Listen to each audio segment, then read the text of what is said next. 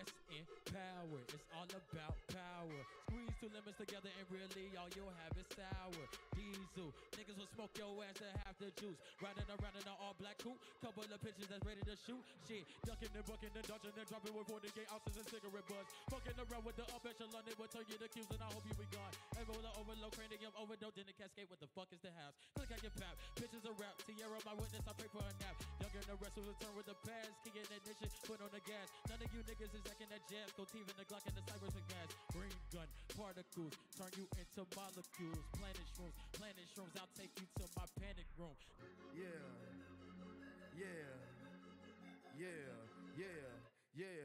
All these niggas stealing my style. Can I get my flow back? Yeah. Bob on that bitch like Kodak. Yeah. Bitch, you know that. Yeah. I push your shit all back. Told that bitch I got money. Ayy. Counting them hundreds is nothing. Ayy. Told that little bitch I got money. Ayy. Told that little bitch it is nothing. Ayy. Hit that bitch right from the back. She got turkey. I knock out that bitch like it's stuffing. Yeah. Told that little bitch that I'm with it. Told that little bitch that I'm with it. Ayy. What? 21 little boat, yeah, that's a curry, cut your throat, yeah, Kodak do the most, yeah, I told that little bitch I got all the money, I swear this shit is just nothing, I just be dancing right up on that bitch, yeah, would you be stunting?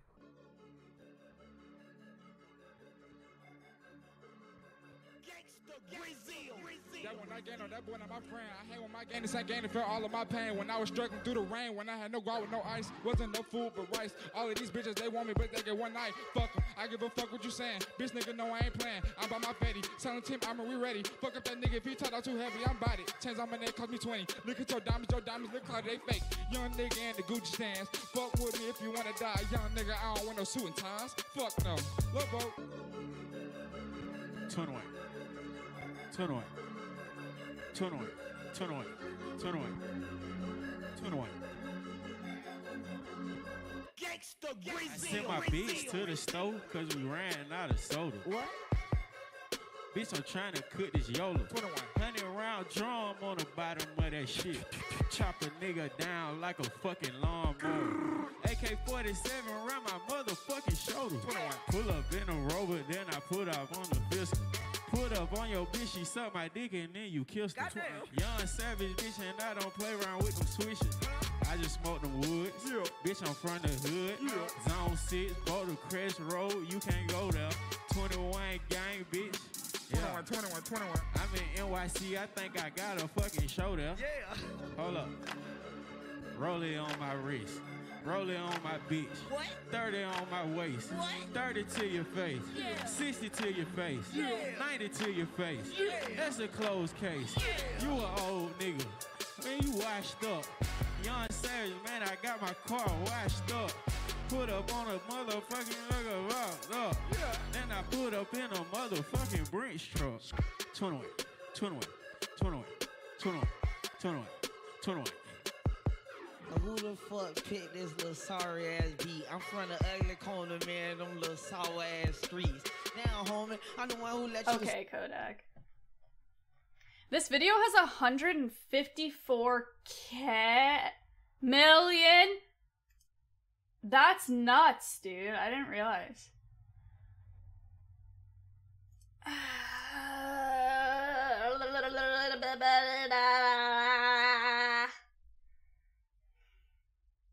Hello? Did you see the Shinji video? No. But at like 3:30 in the morning when I was fast asleep, Matt on the phone was like, People Pog, wow. You know Shinji made a video with you at... So I'm aware of it. Tarzan. People Pog, wow. Hello, smile. Leonard. Thank you for the prime. Matt. People Pog, wow. Thank you for the 10 months, Peepo happy, Maya and chat. I saw that, Maya smile. Yay, Dark. I'm glad you're here. I'm sorry if there are Fs. Last night, it took a long time to load things like YouTube videos and Netflix. And this morning, it took a long time to load things like my dashboard. So, right now, it looks like it's not effing, but those comments. I don't even know how to find it. Can you link me the video?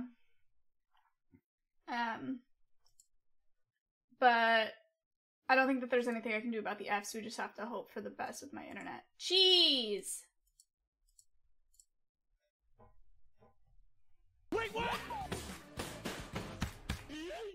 to take a picture? Male, take a picture. Oh! I can't read these for shit. Hey! Telling me that I'm supposed to read these? Okay, 3, 2, 1. Alright, I took the picture. Something Zuki. Something Soshite. That means then. Adjust your face in the overall. That's all I got. Oh, Translate them. I don't have the time or the good patience. Enough. Would you say, chat? I need to make sure that it's on my blue eyes. That's my best feature by far. So it's gotta stay on my blue eyes. 3, 2, 1. Nanda. Is it pointing at my hairline? It's trying to tell me it's not Nanda real. kono. The outer right eye. The outer left eye. The bottom of the chin. Place the right eye at the rightmost point of the face. People Pug, right wow. about there. Place Dr. the line K. of the Pepper hairline cheer. of the head. Whoa! Look, this is very sweet of you, prettyscale.com, but Whoa! is it possible to bend this line a little bit and curve it? Beach! Rightmost point of the mouth 13 and months! left. Mizuki average grass, and she's beautiful. She normally beautiful. Mizuki's girlfriend is usually cute. What this couple? Get People married Pug, wow. early. Foreign women have different beauty than Japanese actresses. Mizuki is too flirting with her. Is too cute. Oh, my ears hurt. My ears hurt.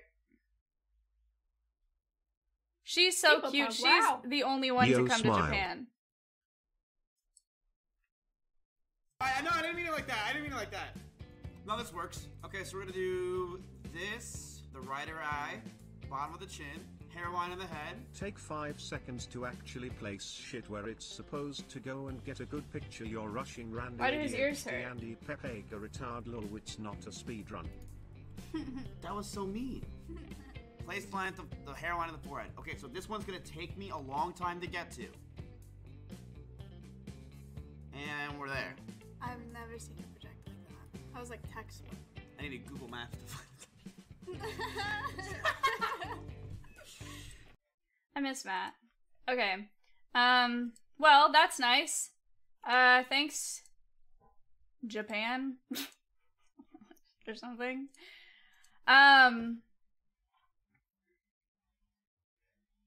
I miss Matt too, because he didn't go live yesterday. What do we do about this go live for the day?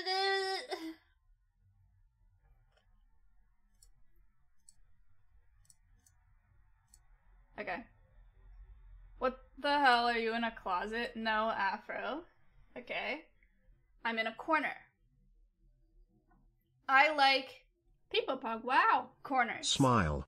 David, thank you for the 11 months. You're so close to being a bird. I like being in corners because there are less sides that you can get ambushed from in a corner. Speaking of anxiety, I am talking to Dr. K in 5 minutes. I am nervous. I am actually nervous. I had a hard time falling asleep last night. Then I had a hard time staying asleep. Was it because I was nervous, or was it People because Pug, Matt wow. kept talking? I don't know. F. Probably. People Pug, wow. Feels A hype okay, train? man. Will! Thumbs up. Hope everyone has an okay day today. People Pug, wow. Elf Beach, thank you for the Twitch Prime. AP Lime, thank you for the sub. F. God, this is bad. Guys, it's a hype train. Holy shit. Amazing. You know who I saw have a hype train yesterday? Senny. K4. I went into Senny's stream briefly, and when I clicked in, there was a picture of Pokimane on his screen, and he said that he wanted... What did he say? He said something really not nice.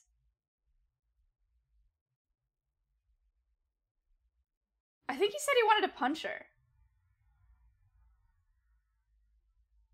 Yeah, I'm pretty sure he said he wanted to punch her or something. And I was like, huh? But Senny got lots of subs yesterday. Go Senny. In other news, wow, Blink just subscribed to me with a tier 1. Thank you, Blink. In other news, I need a tier 2 emote. I think that there's a post on my subreddit about me needing a tier 2 emote. If you make a tier 2 emote max with Stop the 2 stalling. months, if you need a tier 2 emote, or no, if you make a tier 2 emote and it's my favorite one, I'll gift you a sub to Lamont. Here's the clip. This is it. Can't see you. Okay. I just want to punch her in the face. Holy shit. I can't see you. That's exactly what it was. Oh no. What's going on? No, okay, let me, here, hold on. I feel bad. It wasn't like that. It's looking good for me and my internet today, boys. I don't know about that. Pokemon is not looking... Good night, chat. Why are you guys asleep? I just closed my chat. Don't say anything. Don't say anything. I can't see you. Okay.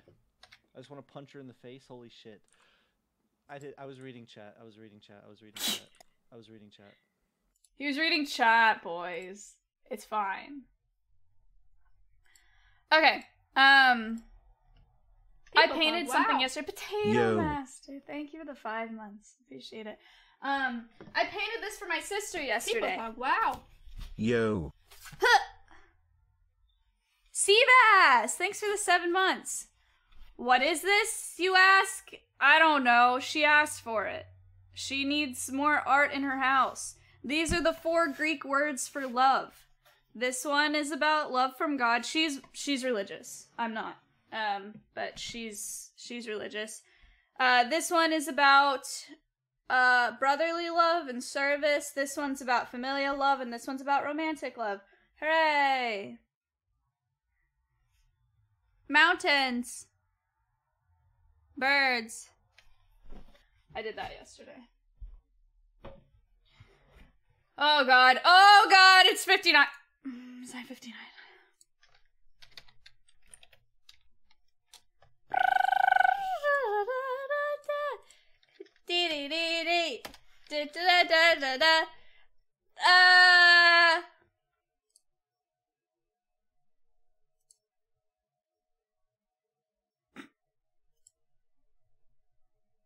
Whoa, the hype train's 81% done. That's wild. He isn't even live yet. Alright, dude, we're good to go.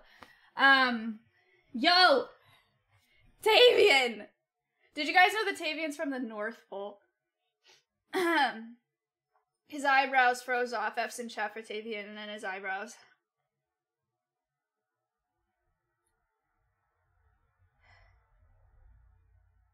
Wait, oh god. I literally a second ago told you guys to put F's in chat, and I freaked out because I thought my stream F.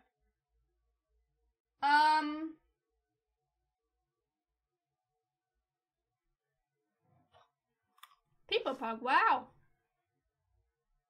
Hellcat, thanks for the... Yay! Hype Train is 100% done. That's wild. K-Jello with the 3. Thank you. People Pug, wow. Yay. Yesterday I thought I ran out of white paint. Pug, wow. But I didn't.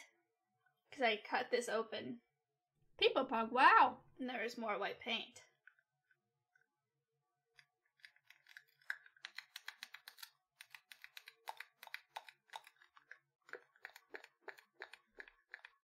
Should I get some food?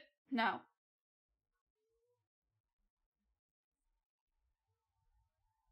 Should I get water? Yes. No.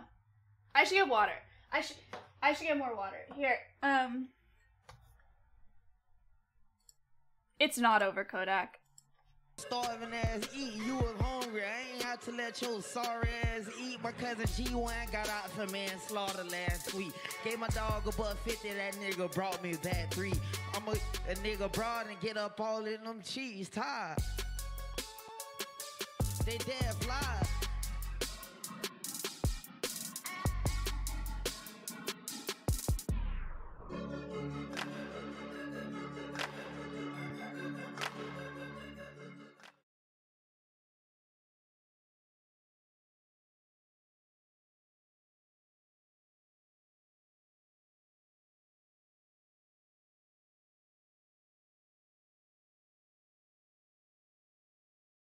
Don't look at my recommended. I just spilled water on my pants. No! Oh, it was more water than I thought. Oh. God. Oh my God. Where's the alert? What the hell? AQ with the 5. Thank you for the 5 gifted subs. AQ. Thank you. Cool. Level 4. Wow. I don't know how any of that works. But here we are. Oh wow, it's on level 5. It's the final level. We've never finished a hype train, have we? Because I've never been hype about a hype train because I don't know how. To be. I got this. Here's a cute baby goat to calm you down. If this isn't a baby goat, I'm gonna scream. I hate you, I hate you, I hate you, I hate you, I hate you, I hate you, I hate you, I hate you. People pug, wow. F. Thank you, SK, for the Twitch Prime. I'm just gonna say F when I see the little box turn red.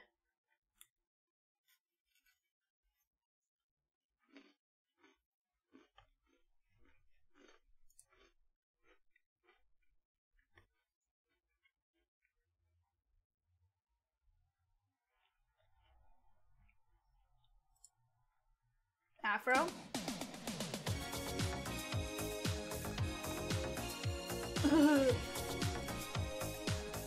Stupid.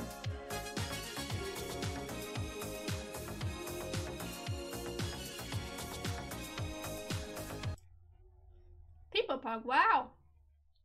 Okay, maybe I'm stupid or I've just never noticed, but I've never seen the bee. People pug, wow. Up here. Wait. This.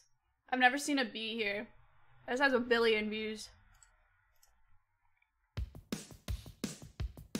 Vox. Or Vooks, I don't know. And Elres. Thank you. 2 months and 8 months. That's been a thing for 3 years now. Okay, YouTube frog. I'm sorry.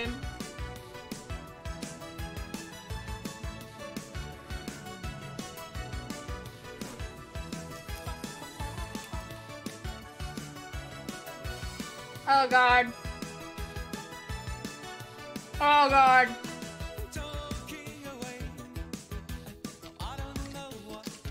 He asked if I'm ready to start in 10 minutes.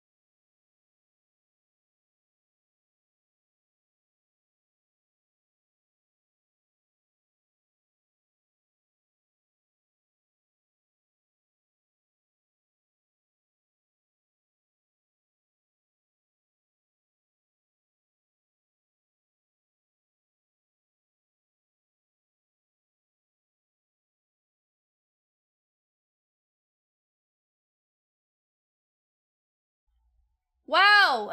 This desk is so much bigger than my desk.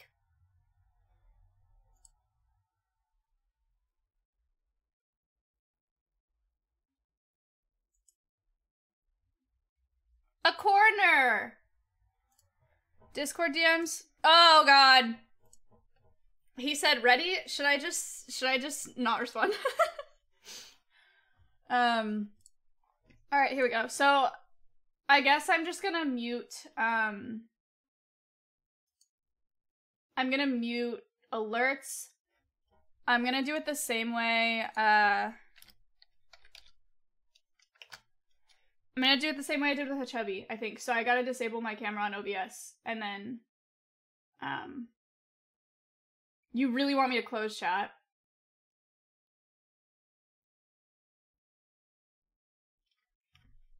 Alright.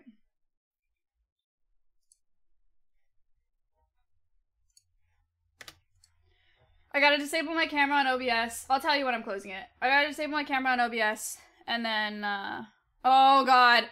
And then I'll full screen it on this monitor. All right, let's check our audio.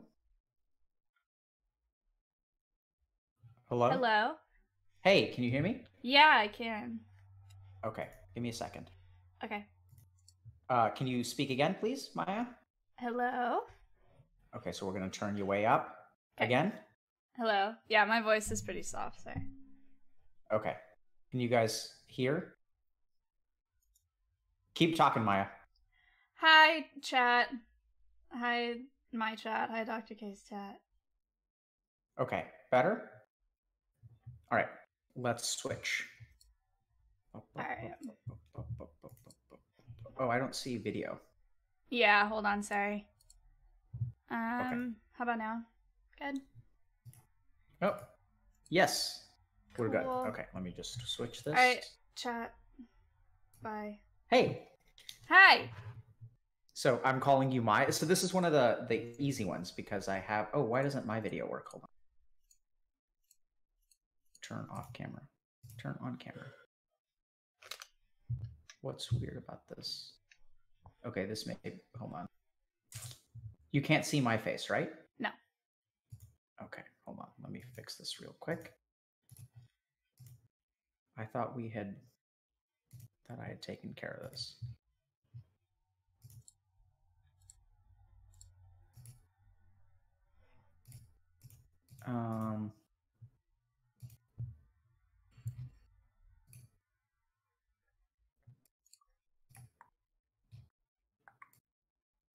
Chat, I opened you again.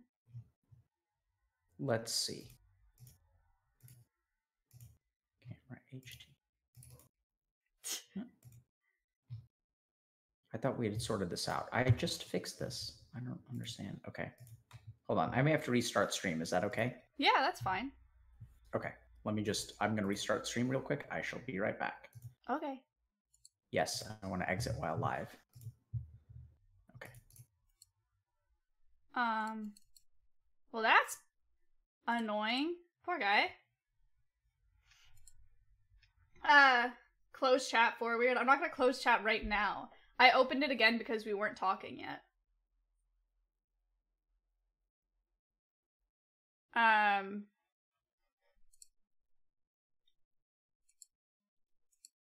Oh, I can see you now. Yeah. Hello. I sometimes have to... Okay, I think we're good. Okay, cool. Hang on, let me redo this. Okay. Hi. Hey, so I think we're okay. So we're gonna do this. Can you guys see me now? Everything good? I think so. All right, chat. Yep. I'm closing you. Bye. Okay. Say goodbye to chat. I did. This is my first. I've never closed chat for a stream before. That's weird. Yeah. What's weird about it? It feels like I'm not live. But that's fine. Well, perfect. Yeah, okay, good. Let's just trick your brain into thinking that thousands of people on the internet are not watching this. For sure. Good start. So it's okay if I call you Maya? Yeah, for sure. That's I was just saying that this is actually really fun for me because I actually know what to call someone. When, Yeah, I just changed my name on Twitch to Maya. Prior to that, it was mayahiga, which is my name. So, okay. Yeah. Higa. What is? It's Japanese. My dad's Okinawan. So okay. Cool. It's an Okinawan last name. And so what are we talking about today, Maya? It was difficult for me to come up with that. Yeah, what? But I guess general anxiety. My chat said that I should talk about overthinking because I do that a lot. And then I have trouble internalizing my success because I share a lot of my viewership with my boyfriend who you talked to, Mizkif or Matt. Yeah. So how's Mizkif doing? He's good. Well, actually, he's playing a game right now that makes him not so good, but man, otherwise he's good. I think Mizkif is fantastic, man. I like him so much. I think so too. But yeah, so a lot of my growth on Twitch happened after I met and started dating him. So sometimes I have trouble like owning my success and not thinking that it's just solely attributed to his. So yeah. Interesting. Yeah. It's kind of a long story. I haven't been on Twitch all that long. It's been just over a year. Okay. But so can you tell us the story? Yeah, for sure. I'll try to make it digestible. I started in like February or something like that. And I was maxing out at like a couple hundred viewers, and then one day I brought my hawk out on stream, and a clip of that got put on LSF.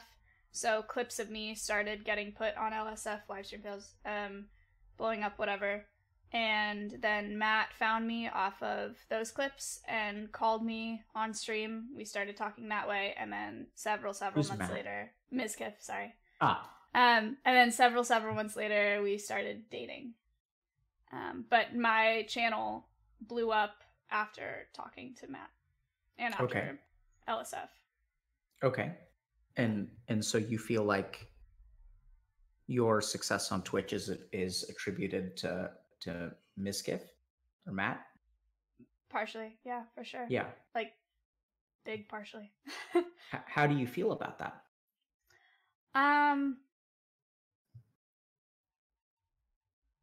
I don't know. So, I mean, sometimes it doesn't bother me, or it doesn't matter because I still like what I'm doing with the platform and I'm proud of it. But it also makes my achievements, when I think about it, feel less satisfying, I guess. Like less fulfilling, I guess. So you're kind of thinking like if you had done it on your own, it would mean more. Right. Mm-hmm. And help me understand what you mean by achievements. I do a conservation podcast on my channel every week, and I've done a lot of charity. Yeah, happy Earth Day. Chat, I'm sorry I didn't say that to you. Yeah, it's Earth Day. But I do a conservation podcast every week, and we raise money. I talk to a conservationist, psychologist, biologist, whatever, about conservation research and about usually a particular species, and we raise money for an organization of their choosing. Through the podcast alone, we're at, I think it's 26 episodes. We've raised nearly 30K or around there. Wow. And then through my streaming career, it's been well over 50K. I do a lot of charity on my stream. Wow. So, yeah. That's very cool.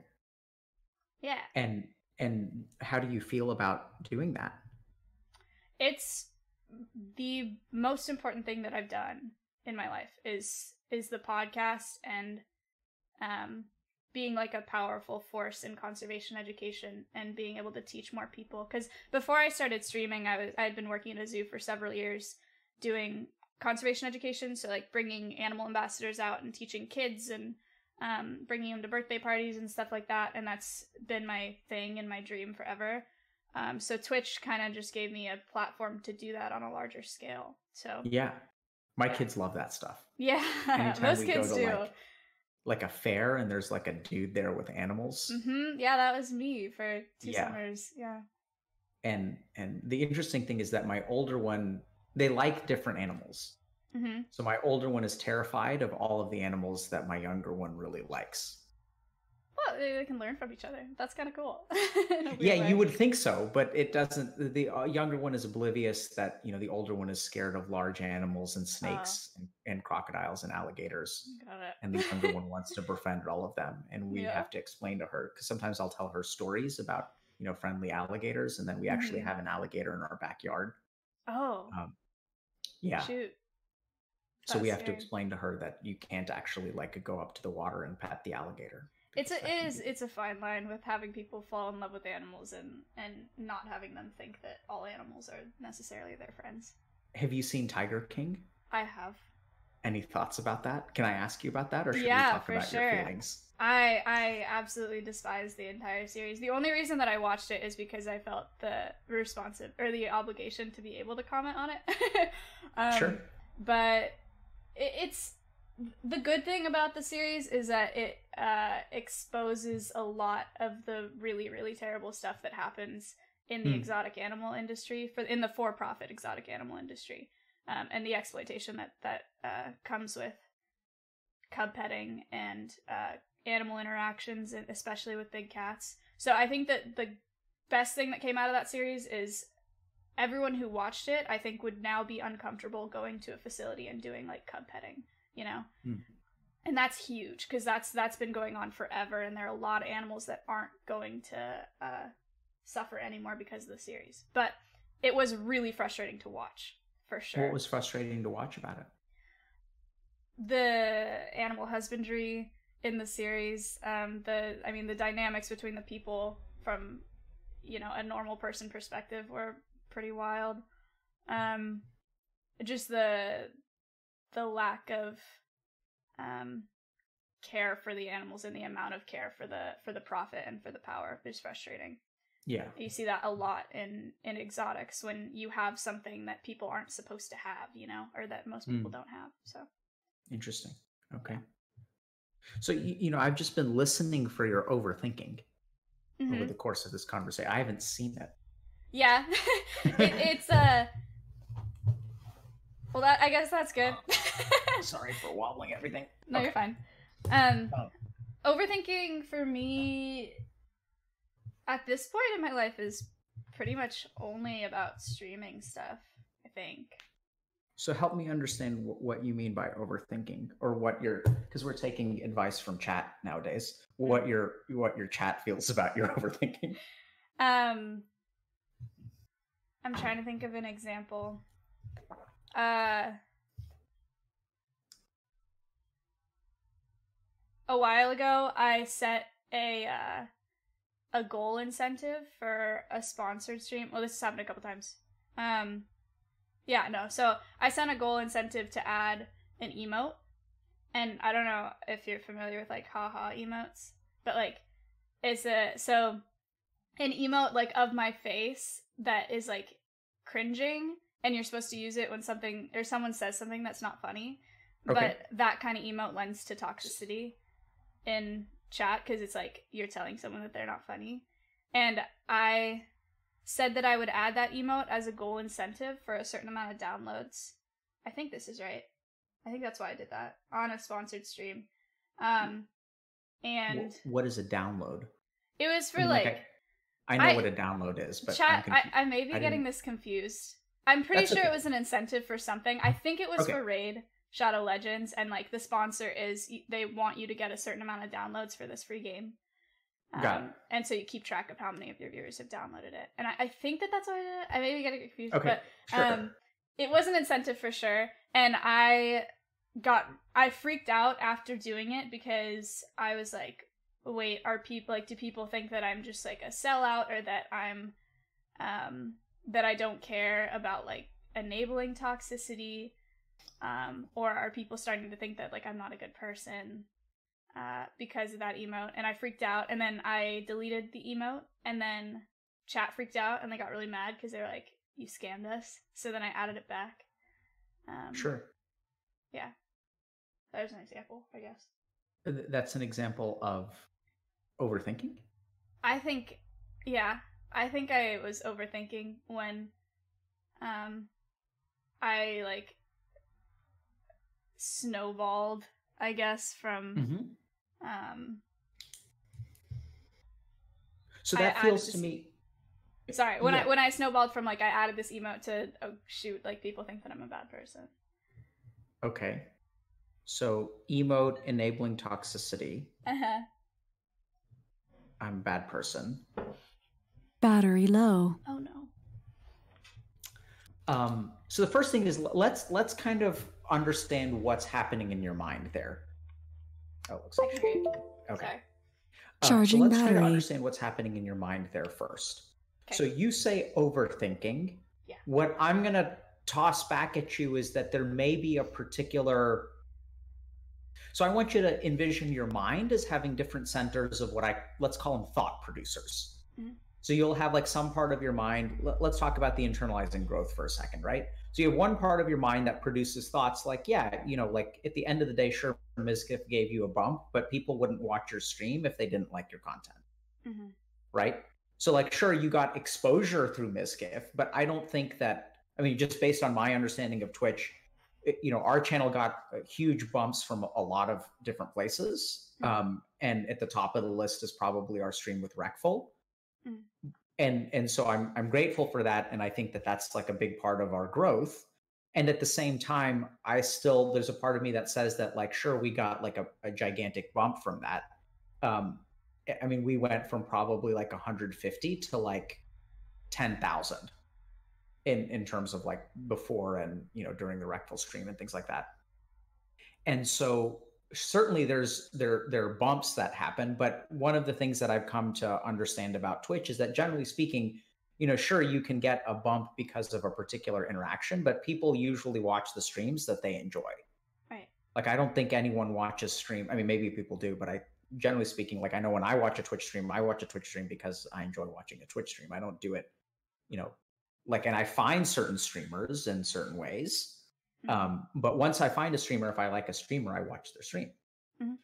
So let's say that there's a part of you that sort of understands that, and that produces thoughts, right? Like that says that, okay, Maya, you've actually accomplished a lot, and you're, a good person, and you're doing a lot for the world, and you're expanding your conservation work, and so be it. Then there's another part of your mind that produces other kinds of thoughts, right?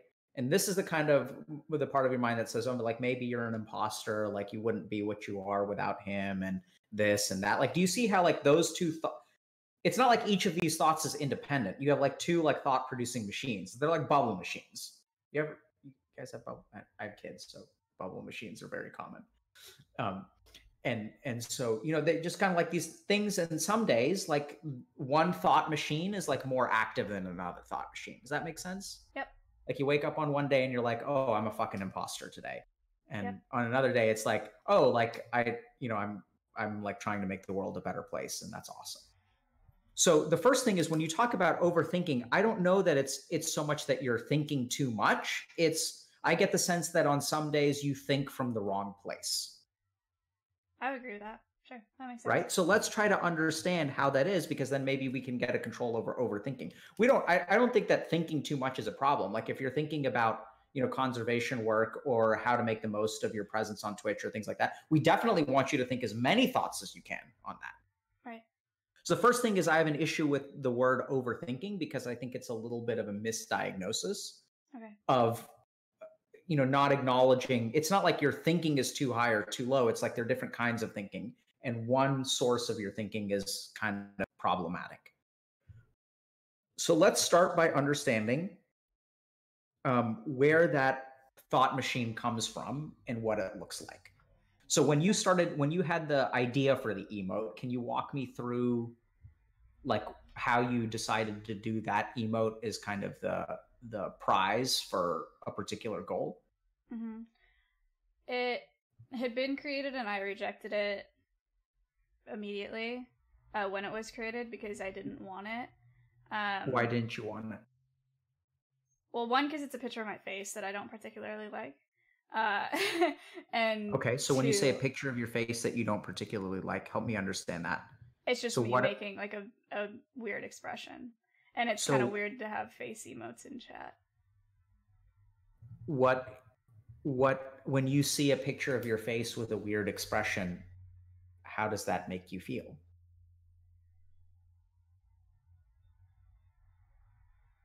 Embarrassed, I guess. Okay. What are you embarrassed by? That people are gonna see it and think that I look weird. Okay. So people think that I look weird. Sure. What do you mean by weird?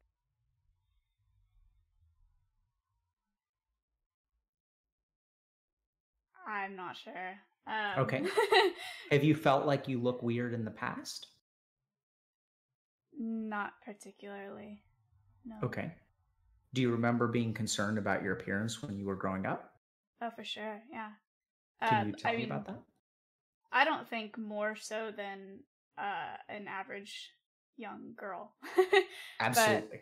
Yeah, in like middle school, I was super awkward. Short but weirdly lanky. I had a unibrow, stringy hair, all that. I started worrying more about my appearance at the beginning of high school, when I started learning how to use makeup, I guess is where it started. And other girls started, like, to me, getting prettier. And I felt like I was behind the curve, so, yeah. But what do you remember what kind of thoughts you had?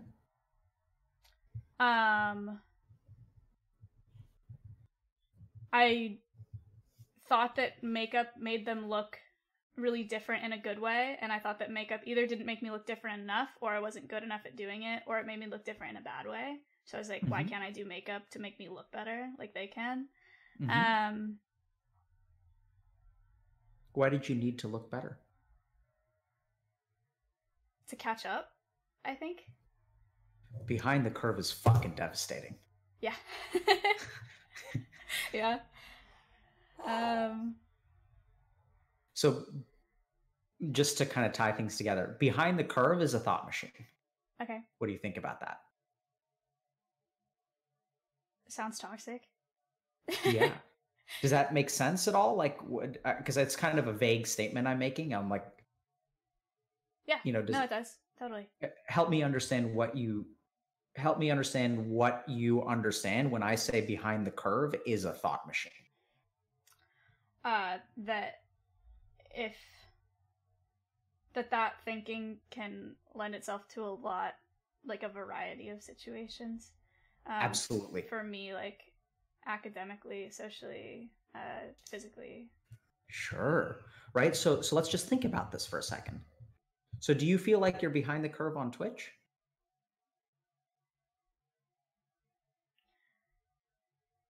A little bit.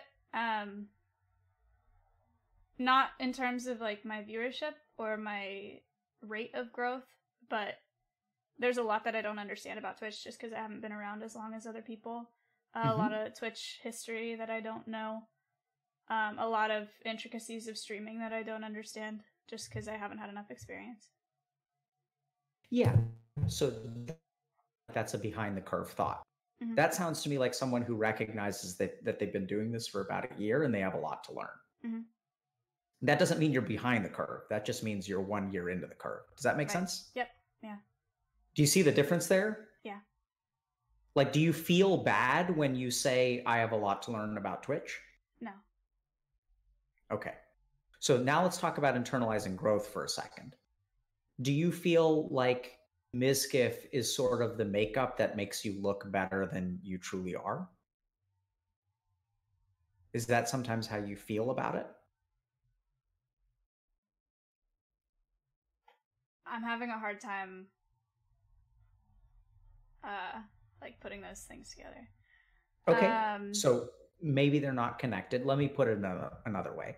I'm noticing something that you have a sense of your worth that sometimes is low. And that you have an idea that you can do certain things to artificially elevate your sense of worth. So let's say makeup is one example, right? Now, we're not saying that you're different from most people. I mean, most people are like this, okay? That's how we can talk about this because these are patterns that exist with like basically everyone I've ever talked to. and so I'm kind of thinking, if we take this idea that like Maya's not good enough, and then unless she can like do something external that makes her good enough or makes her appear to be good enough, I think makeup falls into that. And I'm wondering whether Ms. Gift's bump on your stream also sort of qualifies under that framework of, oh, you couldn't make it yourself, but he's basically the thing that elevates you beyond where you normally belong. And so the success is not yours. Yeah, I don't know if it's so closely tied to Ms. Kiff as it is like the bump in viewership and like general like numbers that I have on Twitch now. Like the numbers make me look like I'm a better streamer than I am. Make me look like a better streamer. Beautiful. That's exactly what I'm talking about, right? Where do you get the idea of what your true, like that implies that there's like a false streamer quality and a true streamer quality, right? Like, oh, my numbers are better than what I deserve. Yeah. So where do you get the idea of like what your gold standard is? How do you determine what you deserve? How do you determine what's right? Because it's inflated. Yeah. So where do you get the idea of like what's true north? Maybe it's because I haven't been on Twitch that long, or because my like life purpose or my life goal for years has been to be a forest and conservation. And before, when I was working at the zoo, I was completely and fully satisfied doing a presentation for like 30 people, a class of 30 people, or like a crowd of max 100 people. You know, I was like, that's huge. And I would go home and feel really good about it and think like, I just inspired this many people today. And that's a big deal for me. I think it's unfathomable to imagine 1,000, 2,000, 3,000 people watching me and me having the same effect on that many people. So I maybe feel like there's something not wrong, but like there's no way that I can influence this many people just because I'm like good at what I'm doing, or like because I'm a good streamer. Like there must be something that they're missing, or that like I'm like they're like being tricked into thinking I'm some expert that I'm not, or that I like deserve this like platform that I don't. I don't know. Does that make sense? Yeah, sort of. Okay. So I'd like to ask you a few questions about that, if that's okay. Sure. So the first thing is I'm hearing a common theme of like you deserve something and you get more than you deserve. Yeah. Right. So I think the main question is like, where do you get the idea of what you deserve? Right. So I think that's a thought machine. This idea that like, I don't deserve this, or I'm not good enough, or I wouldn't be somewhere because like you don't have intrinsic value in who you are. Mm-hmm. And that's not like it's not an all the time thing. And I think it's beautiful that you gave the example of when you give a conservation lecture for 30 people, because at that time, the thought machine of I don't deserve this, or I'm not a good person, or I'm not good enough is not producing thoughts. Right. In fact, what you tell me is there's a different thought machine that's kind of like saying like, oh, this is awesome. Like you did a great job. Even though like it's kind of a small impact, it feels fulfilling and right to you. Mm-hmm. And there are other times where on some objective criteria, in theory, you're having a bigger impact, but it feels like you're kind of a fraud. Yeah. Right? Mm-hmm. So for you to feel like you're a fraud must mean that you believe something about yourself. So like if I pretend to be a doctor, or if I think I'm not a real doctor, if I feel like I'm a fraud doctor, even if I'm performing the duties of a doctor, I have to have a belief that I'm not a real doctor that comes from somewhere. Mm-hmm. Right? So what I'm really curious about, and I think if we really want to try to help you, Maya, it's to help you understand like where you get the idea that you're a fraud. Mm-hmm. We have to find out where that thought machine came from. Do you have any idea? I think that that's actually something that I've had for a long time, or like the idea of like I'm the fraud thing, even before streaming. Yep. I grew up in a super, super competitive school district. Now we're getting there. Yeah. You mentioned academics earlier and behind the curve. Yeah. We had we easily have one of the highest suicide rates in the country. Not just at my high school, but a bunch of high schools in the area. And I've always said, I still say now, even though I shouldn't, that, and I've said it on stream before too, that I come across as more intelligent than I am because I've been taught in school to be articulate, or I have been taught to come across as being intelligent, but I'm not. So Maya, I'm going to repeat back your statement. Okay. I come across as more intelligent than I am. Help me understand what you see in that statement. What do you mean what I see? So I guess it's kind of a read my mind question. So in that statement, I see once again the presumption that you are one thing and that you're a fraud. Do you see that? In that statement, we see the same thing. I'm smarter than I appear to be. I'm not as good looking as I appear with makeup. I'm not as successful of a streamer as I would be unless I got the bumps from LSF or this or that. Right. It's sort of this idea of intrinsic value and the way that the world perceives you. And the world perceives you like you're over here, but you feel like you're over here. Yeah, that's... And absolutely, that started way before you started streaming on Twitch. Twitch is just one manifestation that activates that thought machine. Do you see, this is a core part of you that frequently, whether it's academics, whether it's social stuff, you feel behind the curve. You feel like you're not, that other people think you're something that you're not. Yes. And can I ask you some questions? I learned this lesson the hard way, where sometimes I would ask people personal questions about where they grew up or where they are. Sure. And, you don't do that on Twitch. No, that's just because, I usually see people in the privacy of my office where no one is watching, so they can give me details about, what street they grew up on. But do you mind if I ask a couple of questions? Because you mentioned that we have the highest suicide rate. I thought that was a weird thing, and I'm really curious about that. Yeah, for sure. My first move on Twitch was leaking my full name, so I'm not that worried. But I'll let you know if I don't want to answer something. So can you tell me where you grew up? Yeah, Silicon Valley. Okay. California. And okay. I was just laughing. Anyway. So tell me a little bit about what growing up was like for you. That explains so much. Okay. Oh, does it? I work with a fair number of people who are in Silicon Valley and also have children of parents who are in Silicon Valley. So rat race, yeah. Growing up, I grew up on a small farm, so I've always been around animals. I was the only one out of 4. I have 3 other siblings that was really into animals. My sister and I are super close in age. We're 18 months apart. She's far more... And how old are you, Maya? I'm 21. Okay. She's far more academically inclined than I am. She went to an Ivy. She played soccer all through high school. I also played soccer in high school. And who's older? She is.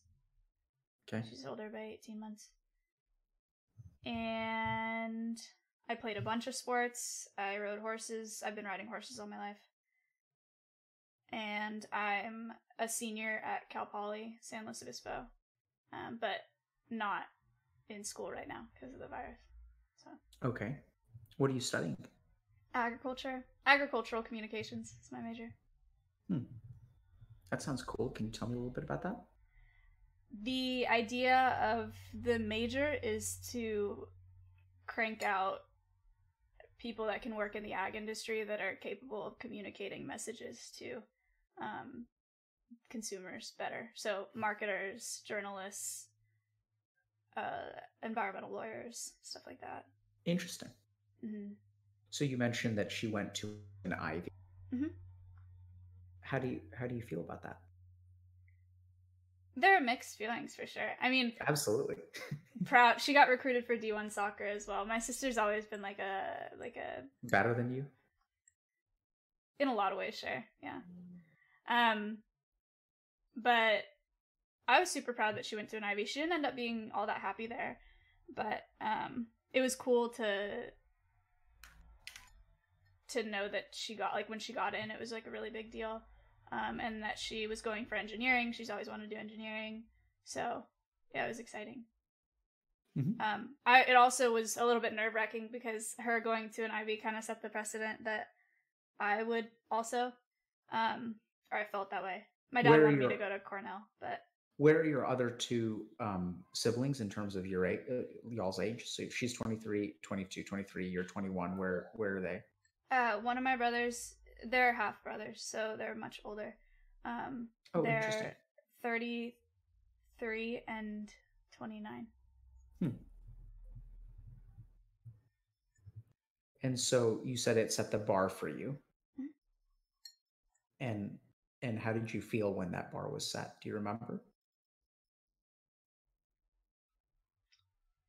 Well, I think I knew that it wasn't my, like, whole life. It was kind of like, because she's 18 months older, so everything that she did, like, I was next for, you know? Mm-hmm. Like, going to high school, then making this soccer team. She was, like, always setting a bar. This is so depressing. She was always setting a bar that I knew, like, I couldn't hit. Sure. So, would you say that that's when you started to feel behind the curve? Probably. Probably. I think that fits. Yeah.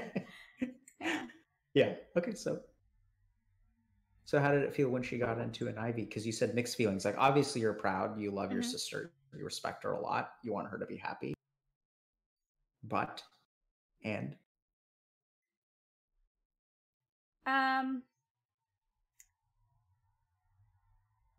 Kind of like a, oh shit feeling. What is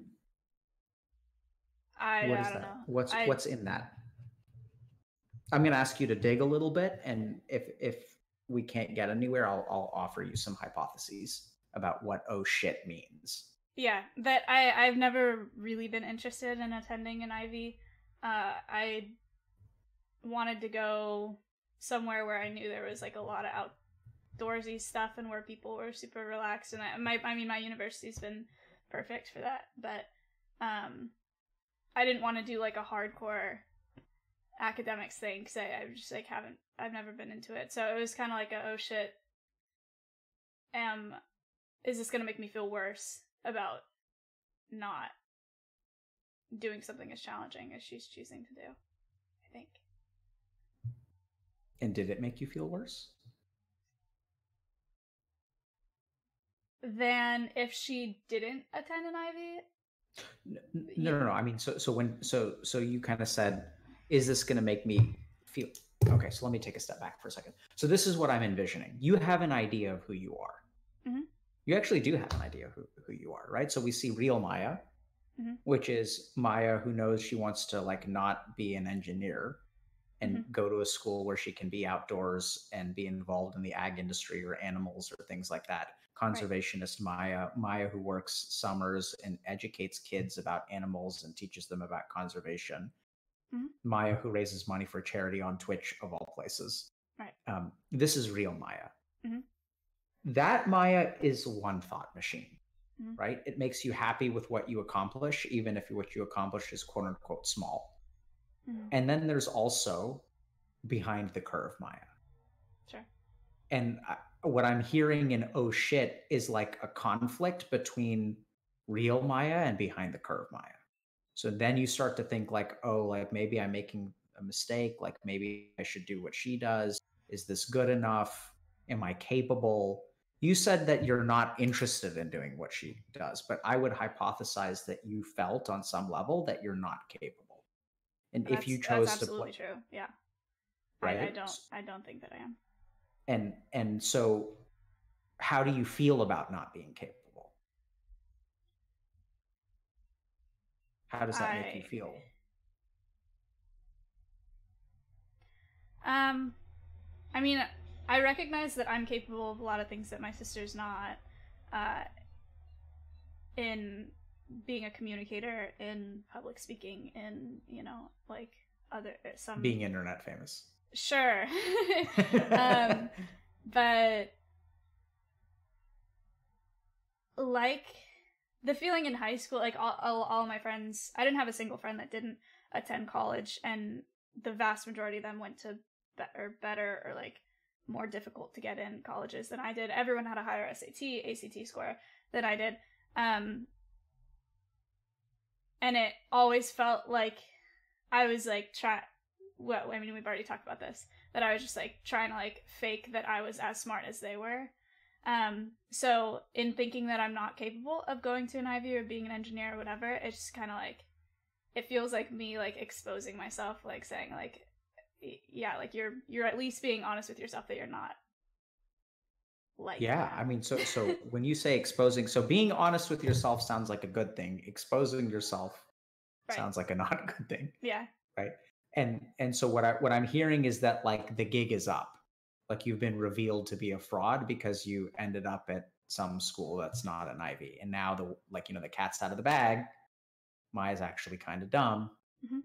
Is that how you feel? Yeah. I think that fits. Mm-hmm. Okay. What is it like to hear me say that? Does it hurt? I mean, my first reaction was not really, but maybe a little bit. I don't know. Okay. So let's think about that. Like, that's weird, right? Like, so yeah. I think if we think about, your emote, mm-hmm. this would have been a prime time to spam the emote in this channel, because I just said something to you that seems like it should be really hurtful, right? Right. Like, I mean, literally the phrase that I used or close to it was like, the cat's out of the bag. Oh, Maya's dumb. Right. Yeah. And isn't that what you're afraid of people saying? I feel like people already know. But that doesn't make sense. Or that doesn't add up. You're damn right it doesn't. Let's think about that. Right? So what's weird? Because like, even though you feel like people already know, you don't want them to say. Right? You want to try to hide what you're afraid they already know. Yeah. So what happens? Why doesn't it hurt when I bring it out into the open? I can't logically think of a reason for that, because it makes no sense. Yep. Okay. Sorry. Great answer. No, that's an excellent answer, Maya. Because it's fucking confusing. All right.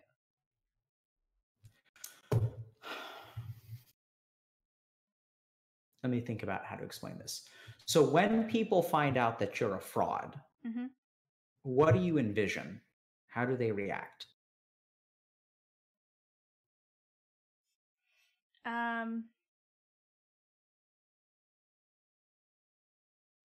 I don't know how to articulate it. Yeah, because I don't think it's actually like a vision, right? So like, what are the feelings? Like help me understand that. Like, what are you afraid of them? How do they make you feel, or how do you feel once they know? Let's start there. That I have some sort of like malicious intent to like trick people, or that I've been lying, or that I'm like not genuine. Mm-hmm. Right. Yeah. So I think what you're afraid of in terms of a negative reaction is that, right? Like, it's not just them finding out, it's the judgment that they place upon you after they find out. Yes. It's the way that they perceive you. Mm-hmm. So now let me ask you a question. Is it the fraud that hurts, or the judgment that hurts? The judgment. Absolutely. Right? So just think about that for a second, right? Because like, if someone, and so I think the reason that, I mean, maybe this does hurt you and you're not telling me or tricking me. But I think the reason that you can hear those words from me is because I actually don't judge you negatively at all. Mm-hmm. So I'm saying the words without the judgment. We're talking about you being a fraud. I see that you think you're a fraud, and I don't believe you're a fraud. So I think because you're an empathic person, when you look at me, I don't judge you for that. In fact, I think that, yeah, this is going to sound weird. How can I say this? It's very clear to me that you're not a fraud. The only thing that is like wrong about you is that you think you're a fraud. Like, you know who you are, and I think you're amazing. And the only issue is that, like, sometimes you think you should be something that you're not. And not all the time, but there are two thought machines. One thought machine is like the genuine Maya who does like real stuff. I think that person is awesome. I think the only problem that I have is that sometimes there's a part of your mind that tells you you should be someone else. And that's the part of you that makes you feel dumb. I don't think you're dumb.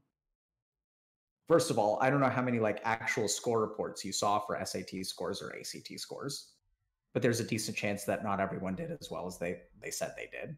Right. There's also a decent chance that I doubt that you actually had the lowest SAT score, because statistically that's very, very unlikely. I think that's probably a cognitive bias on your part, in the same way that you had a cognitive bias that, oh, like makeup makes other people look better, but it makes me look how? Right. Yep. Right? Yeah. So something about this, how are you feeling right now, by the way? Fine. Okay. Something about this, I think, comes back to this core idea of like, you're someone who's behind the curve. You're not as good as everyone else.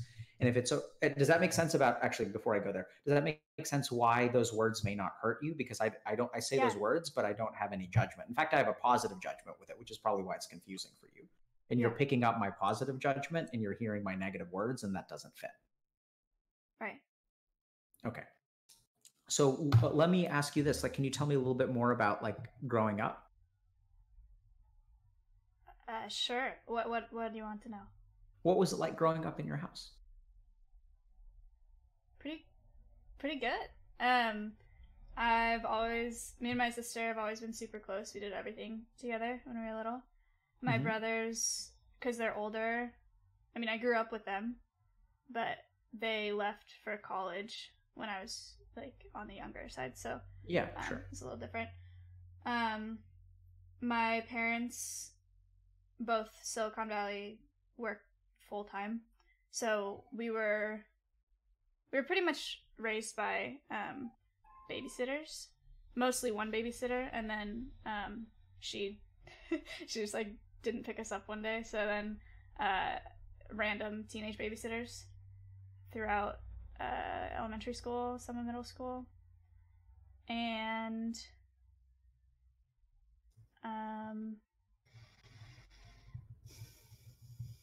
what's it like being raised by babysitters? Fine. I don't feel like I ever really had a problem with it. I didn't realize until like high school that it was weird that they like, we only called one of them mom, but I didn't realize until high school that that was like strange or like abnormal. Okay, I'm gonna repeat back what I heard. We only called one of them mom. Yeah, see, yes, I hear it, but I didn't realize growing up that that was abnormal. Sure. What kind of work did your parents do? Tech. Okay. And do you remember what so it sounds like you were raised by babysitters. Mm-hmm. Do you understand what happened when one of them didn't pick you up? Like you said, one of them. Yeah, so she was there. I mean, she was there the day my sister was born, so she was absolutely there the day I was born. And then she was with us until I was in 3rd grade or something. Okay. 2nd or 3rd grade, every day. And then she just didn't pick us up from school one day, and I guess she had some sort of nervous breakdown. But I did talk to her about it once, because at some point in high school she reached out to my sister and like wanted to meet up with us, which was weird, and then she told us that she had a nervous breakdown. But I'm not really sure what the reason was. She lost her husband at some point in there, so that was probably the reason. Or a big part of it.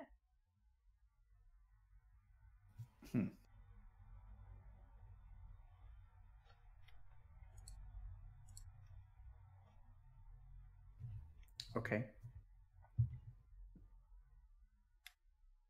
I'm just gonna think for a second. Is that okay? Yeah, of course. How's this going so far, by the way? Good.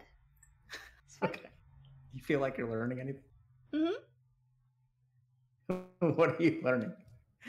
I don't usually think about I don't usually go that far back when I think about anxiety or insecurity or whatever. So yeah, it's interesting. I've been seeing a therapist for just over 2 years, and I did EMDR for like almost a whole year, and I did neurofeedback for a few months. So we've talked about it in there. Yeah, it's been a lot. I was in therapy. Why are you doing EMDR? I had like deep rooted insecurities in my former relationship that I wanted to figure out. So we did EMDR and focused a lot actually on that babysitter and about like abandonment issues and stuff like that. Sure. And then neurofeedback was for a separate trauma that I was hoping to for memory recovery because I lost most of it. But that's what I haven't talked about it on stream, so I okay. Don't want to. We can steer clear of it. Yeah.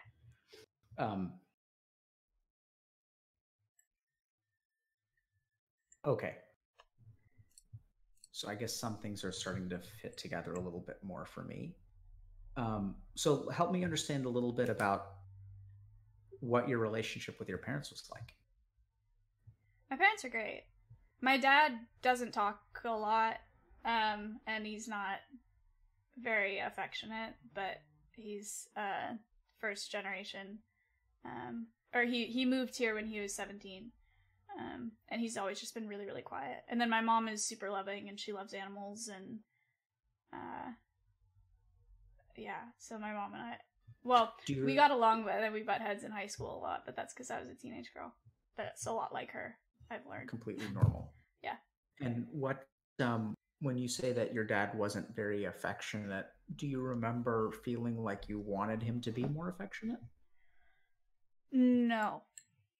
Not... He was when me and my sister were little, and then when we got older, wasn't. But I never thought of it as being anything but normal. It sounds like you feel pretty strongly like your parents love you. Yeah. Yeah. Sounds like they're great. Yeah, they are. Can you, and once again, anything that you don't want to talk about, just let me know what we're steering clear of. Can you tell me what you mean by abandonment issues? Yeah. So the reason that I started going to therapy was because I was really insecure in my last relationship. Like, I always thought that he was going to leave or whatever. So I went in to figure out why that was happening. Mm-hmm. And we had a hard time figuring it out in talk therapy. Then my psychologist recommended EMDR because she thought that it was something deeper. I went to EMDR, we did a bunch of sessions, and I don't remember what the session was, but we had some breakthrough session where I, like, started talking about that babysitter, and how, when a parent figure or something leaves, how, like, the kid feels like it's their fault, you know, or the kid feels like they're not good enough or whatever. So what's your understanding of that? How does that work? Do you know?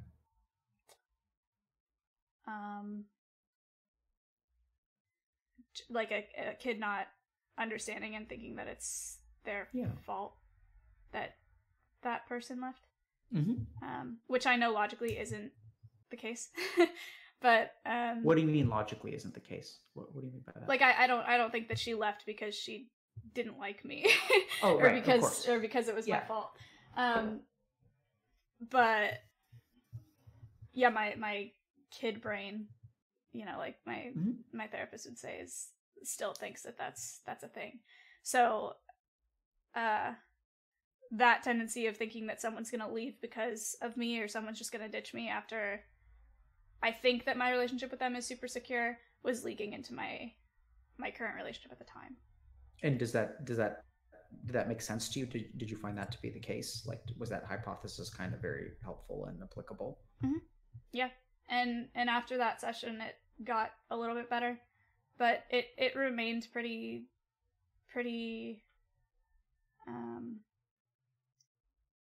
debilitating throughout that relationship. And once again, if you don't feel comfortable answering this, just let me know. But I was just curious, is that still pretty active for you in your relationship with Miskith? It's not, which is really bizarre.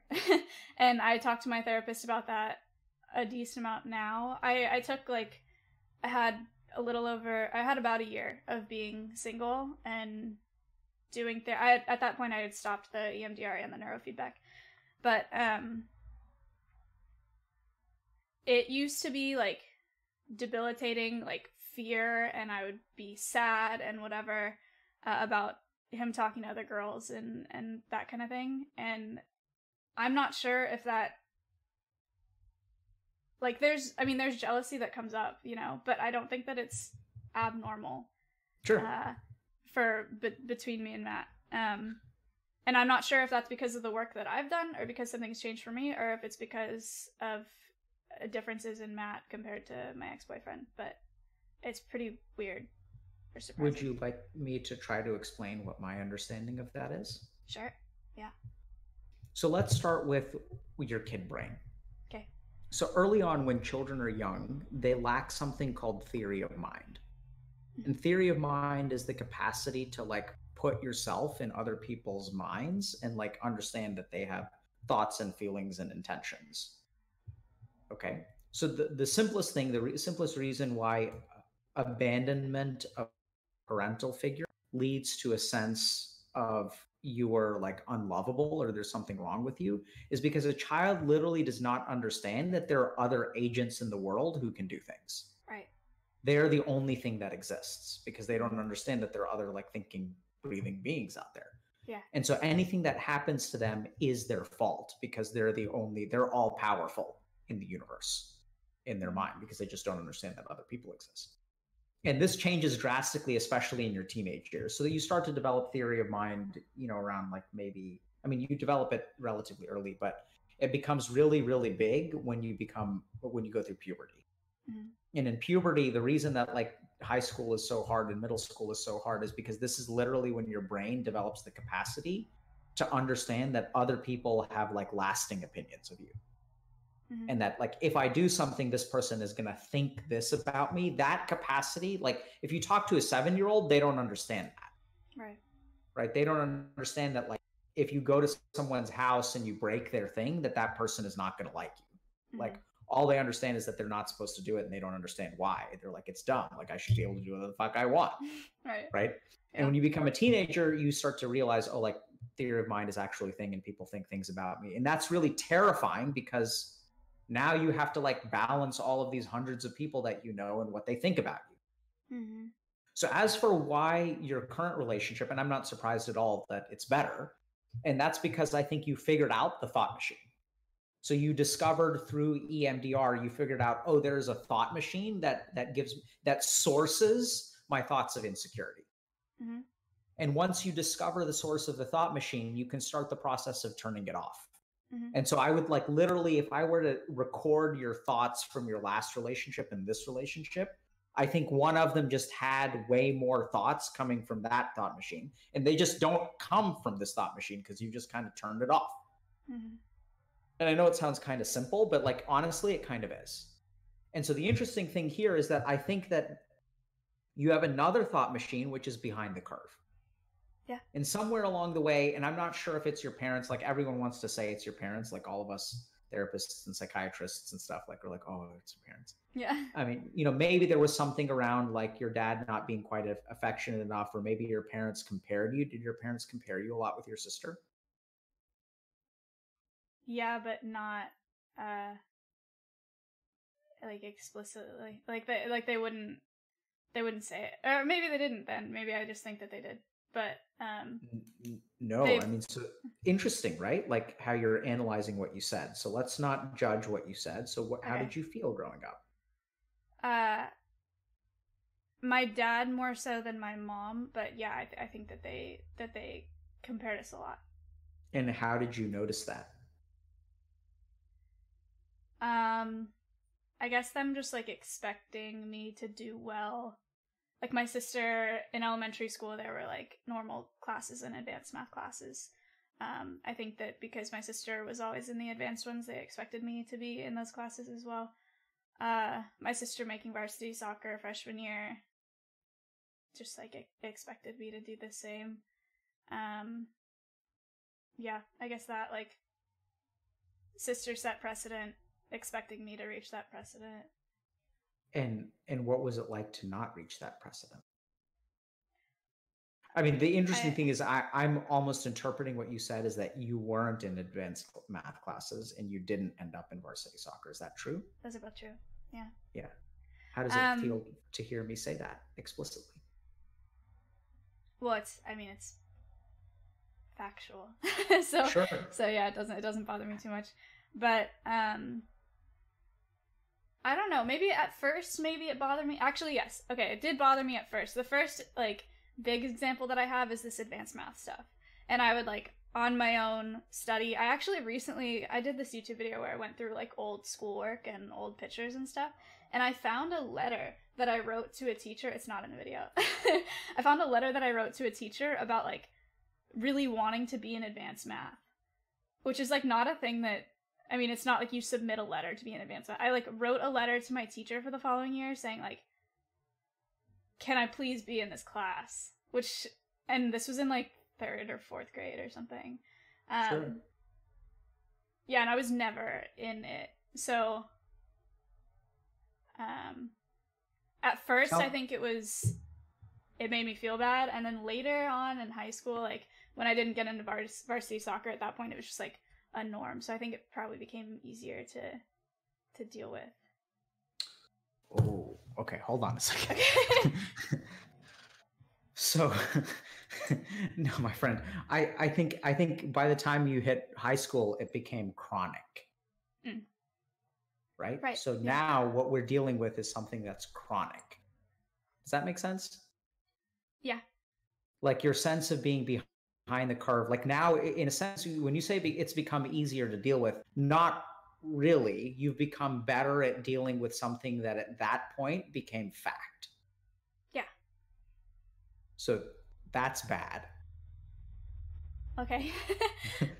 Yeah. Right? So, like, do you understand what I mean by that? I don't really understand why it's a bad thing. Yeah, I understand that you don't understand that. So, like, what I'm saying is that, like, you think that this is just the way that you are. Yes. Right. So, like, I think that that's bad because I don't think you're that way. Okay. So let's think through this, okay? And is it okay that we're being a little bit more analytical instead of emotional? Yeah, totally. I don't mind. Were you hoping to come in here and have like a cathartic, like, oh, like, no. Okay. All right.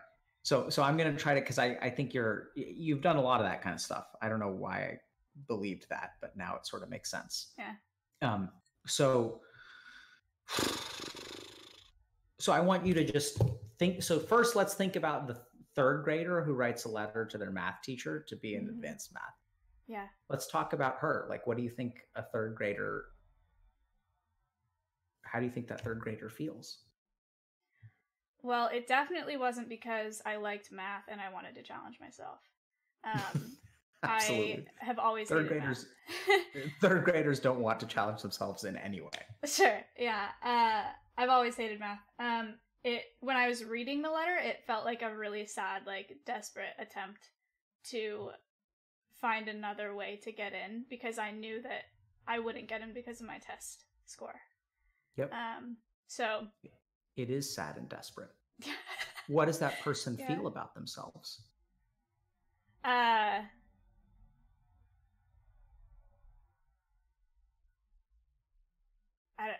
Probably just that they're not smart enough. Yeah. Right. they're not good enough. Right.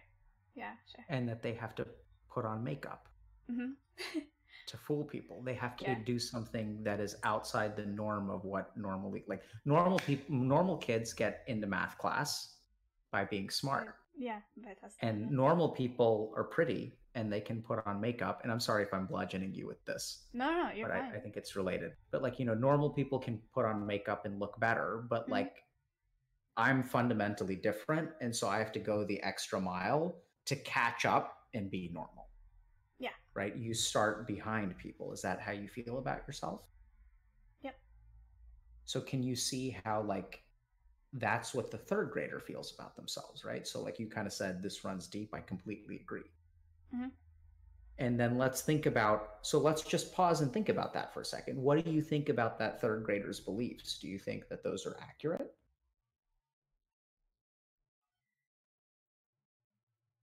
I mean, I wish that I could say no, but my answer is like, yeah. Because I know that according to if we're talking about the math class, like, I know that even if I don't know, I mean, I could have, but even if I were to like study harder or like really make an effort to test to get into that class, that I don't think I would have. So yeah, I mean, I think I was accurate in thinking that I needed to do more to try to get in. I'm glad you're saying that, because this is where we get into a really, really tricky trap, which is that we want to be positive, right? What we should say is that, yeah, third grader, you can do it. Yeah. And yeah, like, you're not actually dumb. You don't actually have to work as hard. But like the truth is that like maybe, I mean, I don't think you're dumb. I mean, that was kind of an inflammatory statement, but no, I think it's good that you can recognize that you're not your sister. The big difference is that third grader you placed a value judgment on not being your sister. Yeah. You assumed that your sister was like objectively better than what you are. You assumed that being in advanced math is objectively better than not being in advanced math. Yes. What I would like to help you do, Maya, is to let go of that second part, the judgment, because I think you're accurate, right? Like if you're not good at math and you're not going to go, like if you're not going to study engineering at an Ivy League university, like you shouldn't study, like fuck that. Right. Be the person that you want to be. I think the tricky thing is that somewhere along the way, you started judging yourself for being who you are. And you tried to be someone else.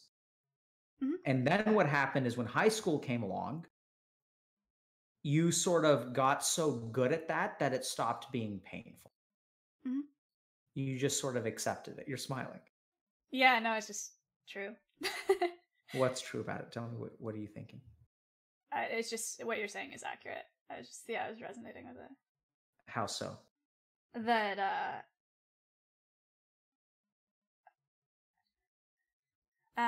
that I had like tried to be something else, and then by the time I got to high school, it was I had just gotten used to doing that. Yeah. Right. So at that point, like the problem is that at that point it becomes fact and it becomes baked in. It's like baked, like you can't take it out anymore. Like once you bake a cake, everything's in there. Right. And now I think the problem is that we see that part of you, right? Like we see the third grader who's not good enough for advanced class, who in your teenage years needed makeup to look normal. And now we still see it with your Twitch stream where like, oh, I couldn't have this on my own because I'm not good enough like Miskiff is. Like I'm less good. And I need letters to math teachers in order to be like the others. And it's just become true for you. Yeah. What do you think about that? I think that it's accurate. Yeah. Yeah, no, I think that it makes sense. I'm not sure what that means for me or like my identity or what I should do about it, but I think that it's true. So let's answer that question because that's the important thing, right? Cool. So the first is, oddly enough, I don't want you to make that untrue. It's not my place to tell you it isn't true. What I'd like for you to be able to do and what I'd like to help you do is free yourself of the judgment that comes with that. Okay. Do you play games? No, not really. Okay, fuck. I mean, I've played some, but most All of my brownies. analogies go out the window. Yeah, I won't. So If you you, work I with- won't understand if you make a reference. So you work with animals, right? I do. You have a hawk. I do. Right now What I have kind a of- falcon. I what had kind a. of falcon? She's an American kestrel. Okay. So kestrel is a pretty small bird, right? Smallest falcon in North America. Yeah. Yeah. So like, let's think about that for a second. Okay. So like a kestrel isn't as big. Mhm. And like, does that mean that it's worse? Well, it depends what you want to do, but generally speaking, no. Right. So like, I want you to think about that, right? So like, the problem is not that factually you aren't as smart as other people. The problem is that you don't think about it depends on what you want to do. Mm-hmm. Do you see that? Like, it's that part of the thought process that's missing. You just look at size. You don't look at like adaptability, and sometimes you do. But does that make sense? Yeah, and I think that that's been ingrained in me and all of my peers since we were in preschool, for that matter. That like, what you should do is do really well in school, be really good at math, be an engineer or a comp sci, and go to a really good school. Right. Yeah. But no one ever said like, you should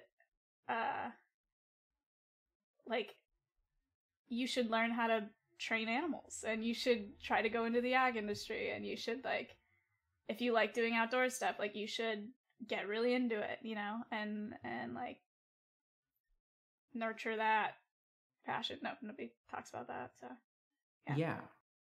And what do you think about that? If I liked math a lot and wanted to be an engineer and went to a school for that, I probably wouldn't feel a lot of the things that I feel. Yeah. now. So I think actually, Maya, I think you were just truly remarkable. And the reason is because, like you said, all of those kids were. Do you know why your high school has a high suicide rate? Probably because not all of them like math and engineering or want to be that person. And what do they do when they don't like math or engineering? What, kill themselves? I mean, not all of them, but Yeah. a lot of them. Yeah. And why do they kill themselves? Because they don't like math and engineering. Like, what do they end up majoring in college? Well, most of them didn't. The ones that, I mean, Kill themselves, obviously. right? College, but you know, like those they- kids, like, you know, the ones that didn't kill themselves, the ones that are just depressed. yeah.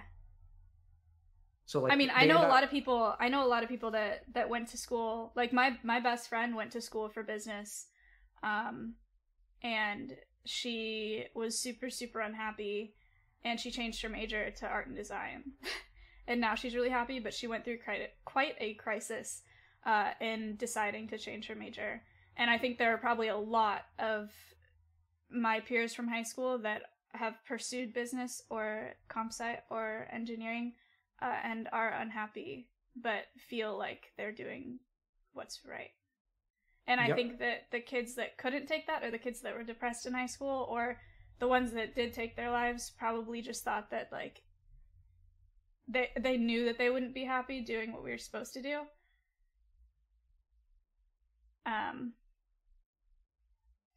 And you get where I'm going with it, so. No, I'm sorry. Or not. They knew they wouldn't be happy doing what they were supposed to do, so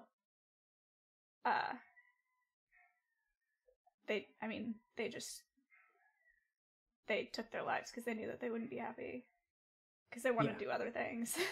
So why do I think you're remarkable? What, because I didn't in high school? You didn't what?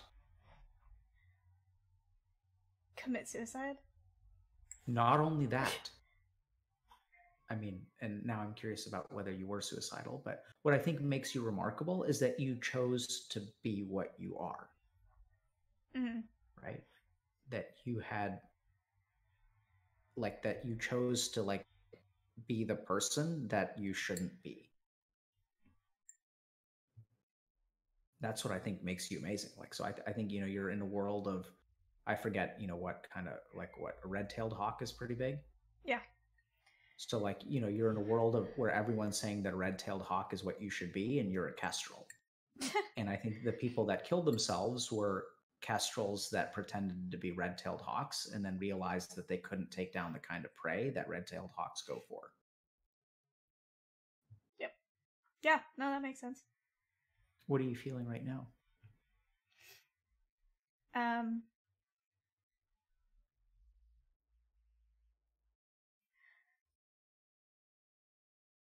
I feel bad.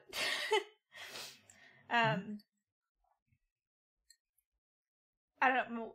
I don't talk about or reflect on the kids from my high school, like, ever.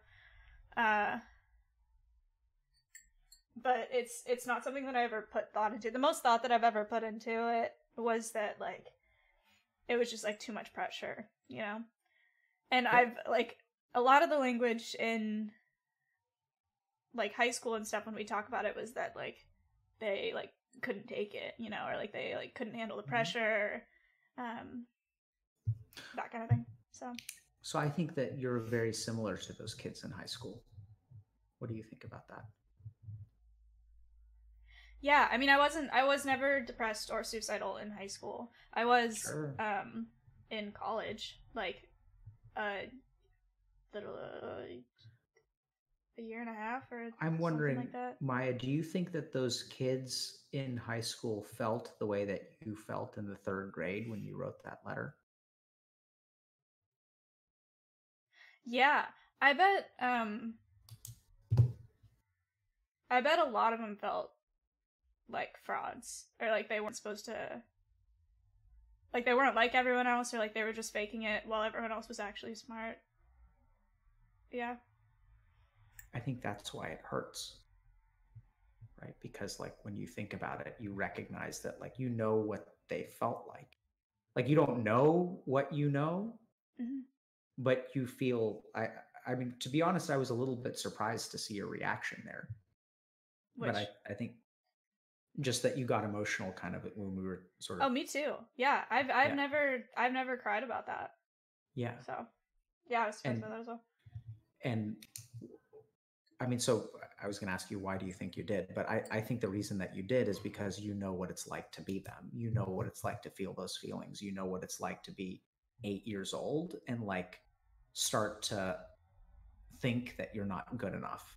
And between the ages of 8 and 15, every year that goes by, to think more and more that, oh, maybe I'm not good enough, maybe I'm not good enough, and maybe I'm not good enough. And then what happens in high school? Then it's not a maybe. Yep. Right? Then it's like, I'm not good enough and I'm not going to make it. Yep. And then they hold on to hope, and they hold on to hope that maybe they're wrong, maybe they're wrong, maybe they're wrong. But their mind tells them, no, you're not wrong. You're not wrong. You're not going to get into an Ivy. You're not as good at math. You're not a red-tailed hawk. Right. And they can't, what I think really I'm very impressed by, and what I think really makes you an amazing person, has nothing to do with your skills at math or even your, not necessarily your conservation work. It's that you let yourself be a kestrel. And I think that's what saved you. And I think that, like, the world is made a better place by people acknowledging that they're not, by being who they are, right? Like, that's what makes your conservation work impactful, because you actually, like, give a shit about it. Like, imagine an alternate universe where in Silicon Valley, everyone went into conservation work and you were the one kid that liked mathematics. Right? It doesn't matter. It's just like being who you are.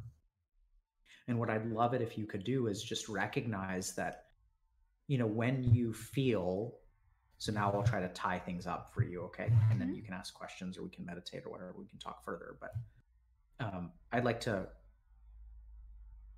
I'd love it if I could help you walk away from this conversation with something kind of concrete that hopefully you can sort of, like, implement in some way. And that concrete thing is recognize that you have this thought machine of Maya is not good enough. Mm-hmm. And that same thought machine is what drove people to kill themselves in high school. Mm-hmm. And that same thought machine is what drove you as a third grader to write a letter to your math teacher to like want to be in advanced math class. Yep. And just think about the desperation and sadness, right? Like that's where suicide comes from. Yep. Can you hear me? I'm sorry. I think my stream just... I can hear you now. Okay. I was saying that I was getting myself going. Oh, I'm sorry. No, it's okay. It's not your fault. Just Discord fucks me that way.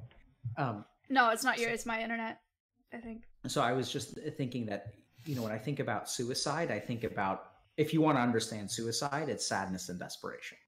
Mm-hmm. It's those two things, right? Mm-hmm. That's what leads to suicide.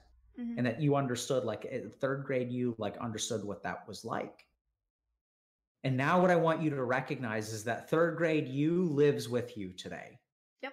That all throughout it started, and like there's a part of you that just believes, and then like you thankfully were able to find yourself, quote unquote, right? You found Mizgif and you found Twitch and you found us, mm-hmm. and we embraced you and we love you for who you are. Mm-hmm. And you absolutely deserve the success that you have, because I mean, you can't fake it on Twitch. You just can't. Like Twitch is actually really, really good at like picking up things. They're kind of visceral and primitive, but they're like very instinctual. Mm-hmm. You know. Mm-hmm. And so the next time, can you hear that? Yeah, it's okay. It sounds like one of my children has hurt herself. Oh. Okay, let me try to wrap. So I was just going to say, so I want you to notice that when you start to feel not good about yourself, or you notice those thoughts, or you start to think like, now we're going to go back to the emote, right? Mm-hmm. Thinking that if you use this emote, you're a bad person and this and this and this, and recognize, like, try to see like what of those thoughts is coming from the thought machine of third grader Maya. Mm-hmm. And even if it's coming from those, that you don't have to like follow those. Like, even though you're not as smart as other people, it doesn't, like, who the fuck, this is my point, is like, I want you to let go of your judgment of not being as smart as other people. Mm-hmm. Right? Like, if you're not as good of a streamer as Mizgif or other people, like, so be it. Like, what's wrong with that? Yeah. Right? You're not a red-tailed hawk, you're a kestrel. Fine. So like, be the kestrel, and as best as you can recognize that that part of you is like there, and that's going to be like bubbling up thoughts, but you have this other thought machine in which you're not behind the curve. That thought machine doesn't care about whether you're behind the curve or not. It doesn't care about whether you convince 30 people or 1,000 people or 3,000 people. You just care about convincing people, and you just care about pushing forward.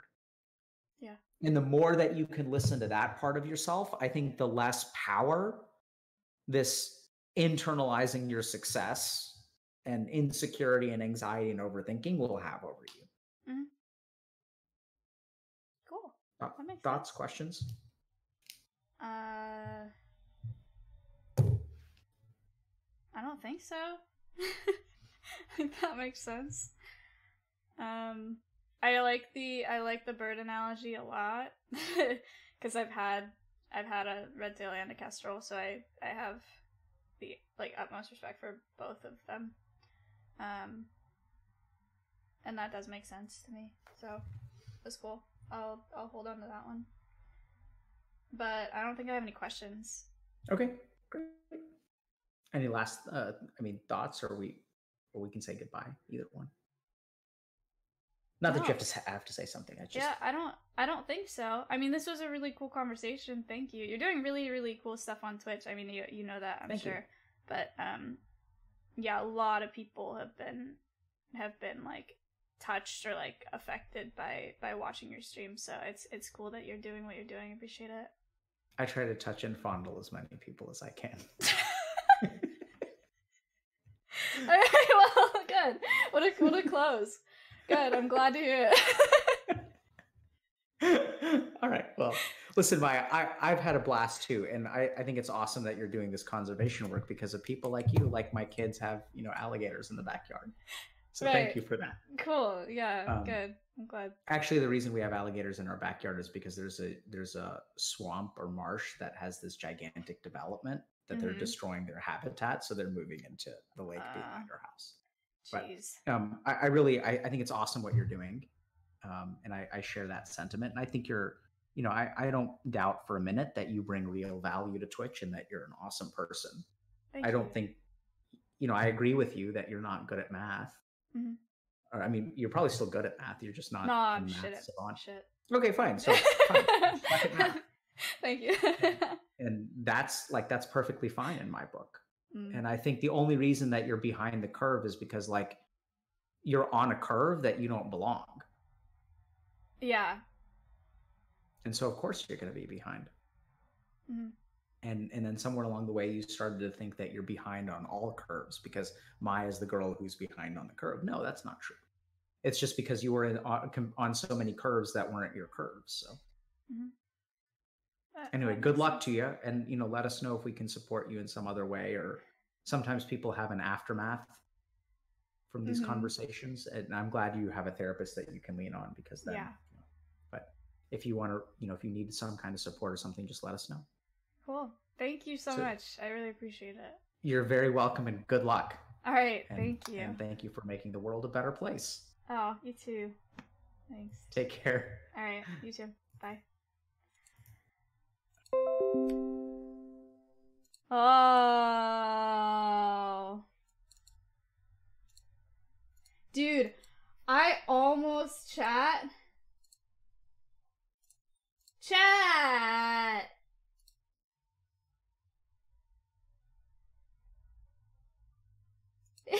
People claps. Yay. I almost made it through without crying, dude. I was so close. And that is not the thing that I expected to cry about either. Like, I actually thought when I was talking to him, I was like, I'm really gonna do this without crying. Damn. Wild. Wow! Kareem! Thank you for the 5. Why does it say 4 on here, but 5 there? Thank you for the 5 gifted subs. Hen with the 5 bits. Main with 100 bits. Nightwing for the 7 months. Projector for the 3 months. Jay with the 5 bits. Wow. Thank you. CQ with the Prime. People Pug, wow. XAXAX with the Prime, thank you. All right. Wow. Maya hypers. Yay. X, thank you for the 2 months. That was a good time, huh? That wasn't so bad. That wasn't so bad. Wow. Space Buns, thanks for the tier 1. Yeah, I really didn't expect to cry about the kids from my high school. That's not something that I've ever gotten emotional about, really. It was always just like a matter-of-fact thing. I don't know if I've ever talked to you guys about... Wow. What is this? Mick, thank you for the tier 1. It's pretty sad that I have to say this, but it seems like Maya finds Mizkif with his extremely deprived ability to maintain attention. She likes animals so much. Animals are very much similar to small children, very little attention span. It makes perfect sense that she should be attracted to Mizkif and wouldn't feel pressure of him leaving. Animals don't leave, Mizkif won't. Holy shit. Give me your fucking money! Rashford ML donated $10. That was a tough conversation, but it's worth having. I hope the best for you. Don't feel too bad about getting emotional. Thank you. I appreciate that. Thank you. No simping Rashton, dude. He's been here forever and he's a falconer. Only pog him, please. Thank you.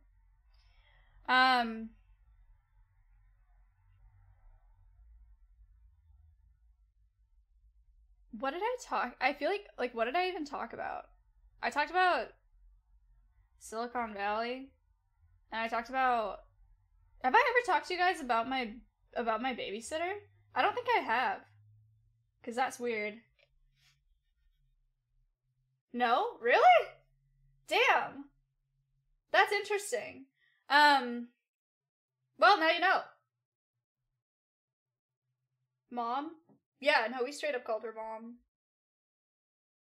That's weird, huh?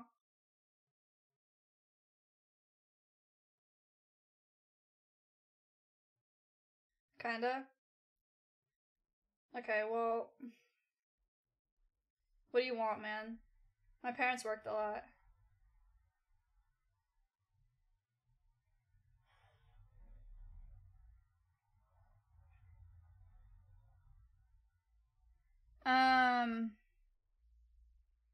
What else do I talk about? Suicide in high school. Makeup, for some reason. Which is interesting, because in high school and at the beginning of college, I could not go to class without wearing makeup. Now, I don't really give it... You know what's interesting that I didn't talk to him about that I just thought about now? Is...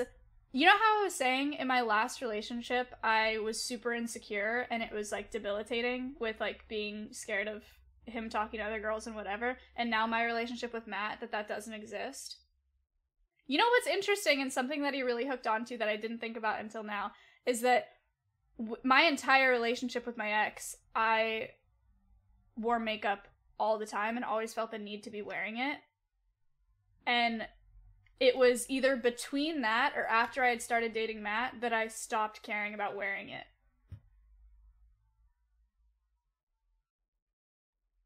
What did he would say about that? Because if that's as, like, metaphoric as he seemed to think it was, that's big. Miz, save the day, good eye, Miz. I think that I stopped caring so much about it before. Actually, he definitely helped me a lot. Maybe it wasn't before him. God, I don't remember. Actually, I think it was after him. Matt does a really good job at making me feel attractive when I'm not wearing makeup, and I've never felt like that before. So, yeah, that's a big thing. That's a big thing. Miz saves the day again. God, well, what a wrap up to this thing. I didn't realize that my, like, imposter syndrome was so bad until talking to Dr. K. It's not something that I've talked about with him, or it's not something that I've really talked about on stream, but yikes. I mean, if you look up imposter syndrome and watch that VOD, I'm pretty sure I was, like, it's pretty fucking textbook, what I was... what I was, saying. So, oof. I didn't realize it was that bad. Prime example, yeah, I'm like your textbook. I'm like your poster child. Are you okay, Tavian? Every streamer has it?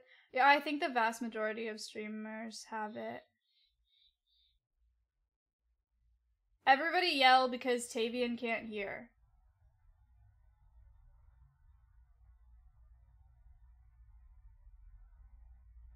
Can you hear that, Tavian? People Pug, wow. Megasphere, Almost a year since months. Professor Epic made me a Maya frog. Wow. Thank you.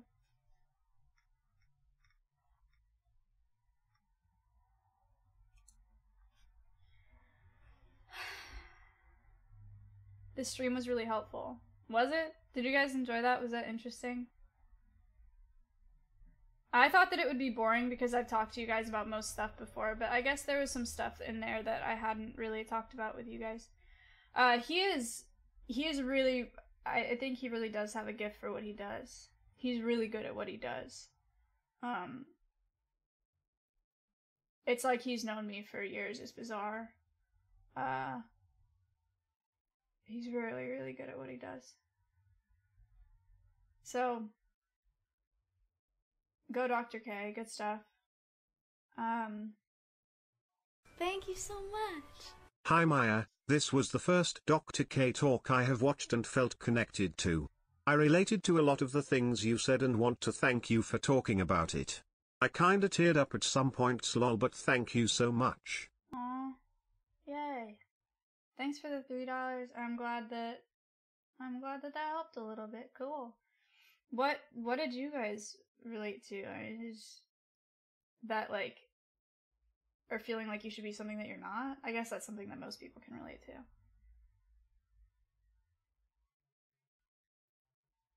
Being bad at math.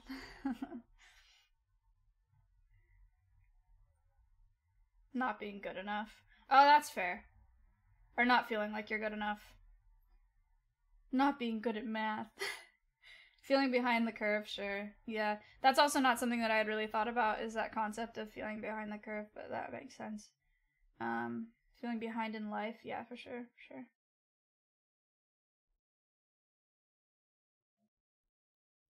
I can relate to your sister because I'm good at everything. Okay, dude.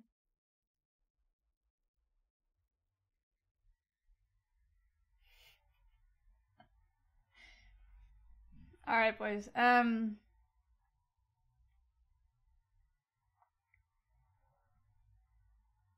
gotta pee.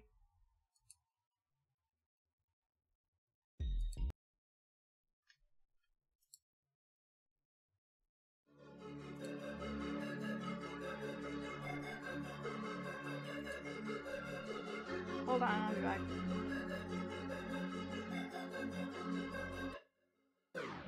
Rest in power, it's all about power. Squeeze two lemons together and really all you'll have is sour. Diesel, niggas will smoke your ass and half the juice. Riding around in an all black coupe, couple of pitches that's ready to shoot. Shit, ducking and bucking and dodging and dropping with 40 ounces and cigarette butts. Fucking around with the up echelon, it will turn you to cubes and I hope you be gone. And roll the overload, cranium overdose, in the cascade, what the fuck is the house? Click on your pap, bitches a rap, Sierra my witness, I pray for a nap. Younger than the rest will return with the past, kicking ignition, put on the gas. None of you niggas is acting that jazz, go TV and the Glock and the cybers and gas. Green gun, particles, turn you into molecules.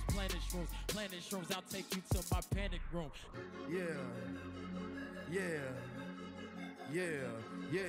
Yeah. All these niggas stealing my style. Can I get my flow back? Yeah. Bob on that bitch like Kodak. Yeah. Bitch, you know that. Yeah. I push your shit all back. Told that bitch I got money, ayy. Counting them hundreds is nothing, ayy. Told that little bitch I got money, ayy. Told that little bitch it is nothing, ayy. Hit that bitch right from the back, she got turkey. I knock out that bitch like it's stuffing, yeah. Told that little bitch that I'm with it. Told that little bitch that I'm with it, ayy. What? 21 little boat, yeah. Just a curry, cut your throat, yeah. Kodak do the most, yeah. Told that little bitch I got all the money. I swear this shit is just nothing. I just be dancing right up on that bitch, yeah. Would you be stunting?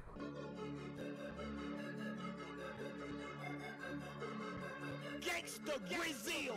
That one I gained on that boy, not my friend. I hang with my gang, the same gang that felt all of my pain. When I was struggling through the rain, when I had no guard with no ice, wasn't no food but rice. All of these bitches, they want me, but they get one night. Fuck them, I give a fuck what you saying. Bitch nigga, no, I ain't playing. I'm by my fatty. Silent team, we ready. Fuck up that nigga, if he talk out too heavy, I'm body. Chance on my neck, cost me 20. Look at your diamonds look like they fake. Young nigga and the Gucci stands. Fuck with me if you wanna die. Young nigga, I don't want no suit and ties. Fuck no. Look, bro.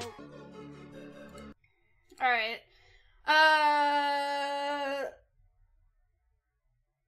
Okay, so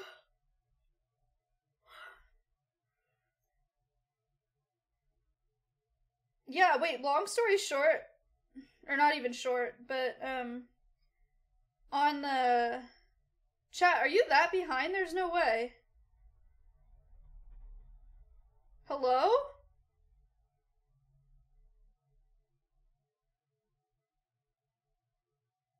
Hello? Oh my god. Some of you are like mega behind. Okay, oh my god, the dance games are just coming in! What the hell? Refresh. Refresh now. Refresh right now. Your internet is dog shit. I know, dude. I know.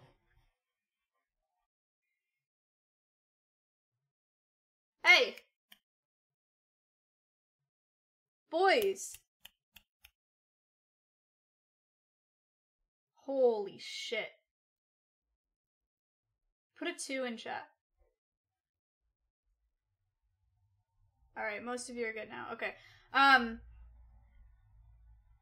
Yeah, wait. When I was little, I had a babysitter that I called mom, and one day she didn't pick up me and my sister from school, and then my parents had to come get us, and we just didn't hear from her for months. Months. And she was in the delivery room when we were both born. Like, she was with us every single day, and she just didn't pick us up from school, and then she just, like, we didn't see her for months. And then, like, months later, she came to our house drunk, and, she's like, oh, I miss you guys, and then my mom, like, yelled at her and, like, made her get out of the house. And then, later in high school, she always tried to call me and text me and shit, and I just wouldn't respond to her, and I wouldn't answer the phone. And then, my sister wanted to talk to her, and so she told my sister that she wanted to have lunch with me and her. And so me and my sister went and met up with her and had lunch with her, and she just cried the whole time, and was like, I'm sorry, like, I had a nervous breakdown, whatever. And this is when we were in high school, and my sister, like, made amends and whatever. I still resent her for it, even though I know that it wasn't, like, I don't know, whatever. But then she just gave us both $50 and then left.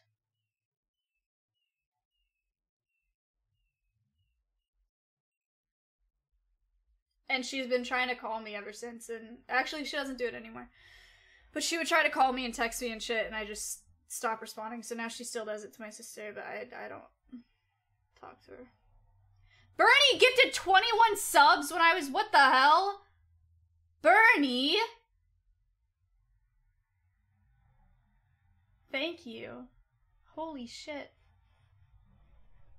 Holy shit! For Bernie. 21. 21. 21. 21. 21.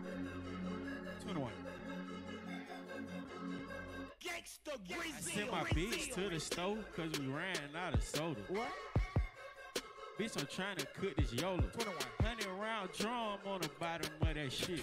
Chop a nigga down like a fucking lawnmower. AK-47 around my motherfucking shoulder. 21. Pull up in a rover, then I put up on the fist. Put up on your bitch, she suck my dick and then you kissed her. Ew. Savage bitch and I don't play around with them swishes. I just smoke them woods. Yeah. Bitch, I'm from the hood. Yeah. Zone 6, Boulder Crest Road, you can't go there. 21 gang, bitch. 21. I'm in NYC, I think I got a Thanks for the bits. Hey, yo. Roll it on my wrist. Roll it on my bitch. What? 30 on my waist. What? 30 to your face. Yeah. 60 to your face. Yeah. 90 to your face. Yeah. That's a close Here's the face. plan for today. You an old nigga. Man, you washed up. I think we can go through Reddits, and then I think I'm gonna end stream because I want to play the Walking Dead at night. All right. Who the fuck picked this little sorry ass beat? I'm from the ugly corner, man. Them little sour ass streets. Yeah. So people punk. Wow. Yo. Damn. I wish I had a bounty. I'd do it right now. Bae, thank you for the 7 months. Talk to Dr. K to farm for a bounty.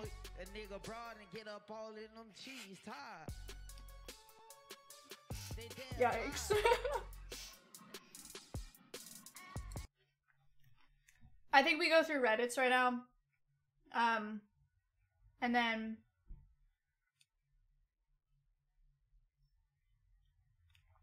then later tonight, or when it gets darker, I'll do that later as well. Should I not? I can do them later.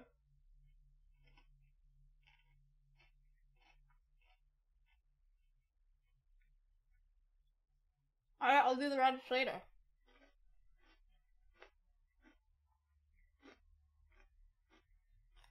Let's give a fat host to somebody. Let's find somebody.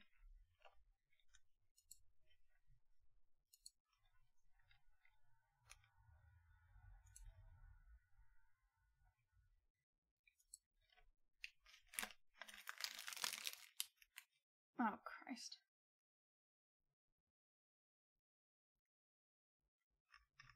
I don't want to go through just chatting. Why are you saying train? Why would I host train right now?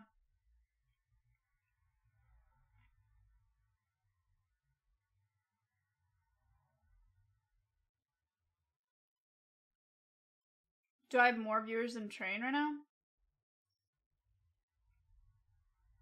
Oh, then I'm not hosting train.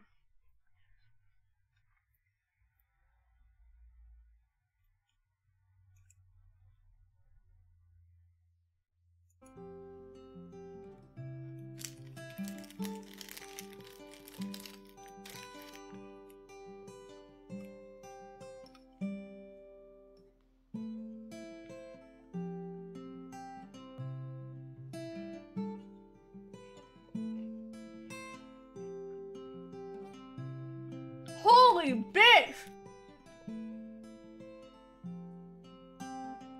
Huh?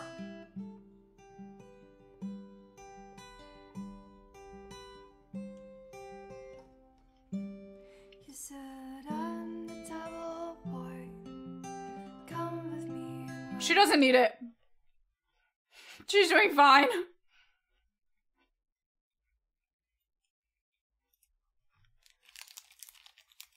Also, I mean, if you're really pissed, then you can also swear.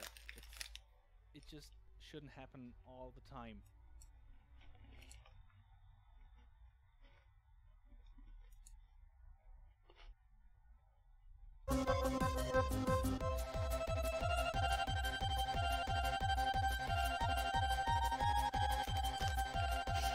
Be happy with 8th radio. We're doing it. He has 24 viewers.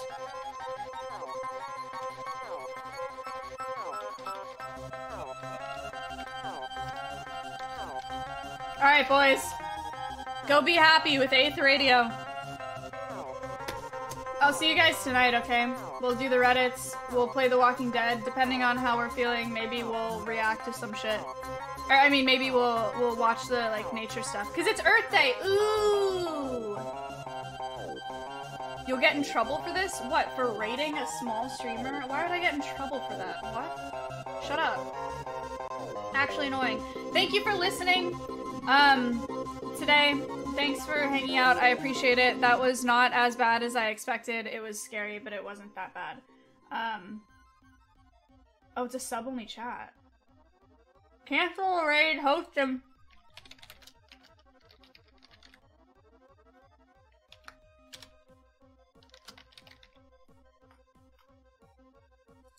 Alright, I'm hosting him. I hope you guys enjoyed that. It was kind of scary, but it was also kind of nice, and I actually learned some stuff, so cool, good stuff. I'll see you guys tonight. Bye.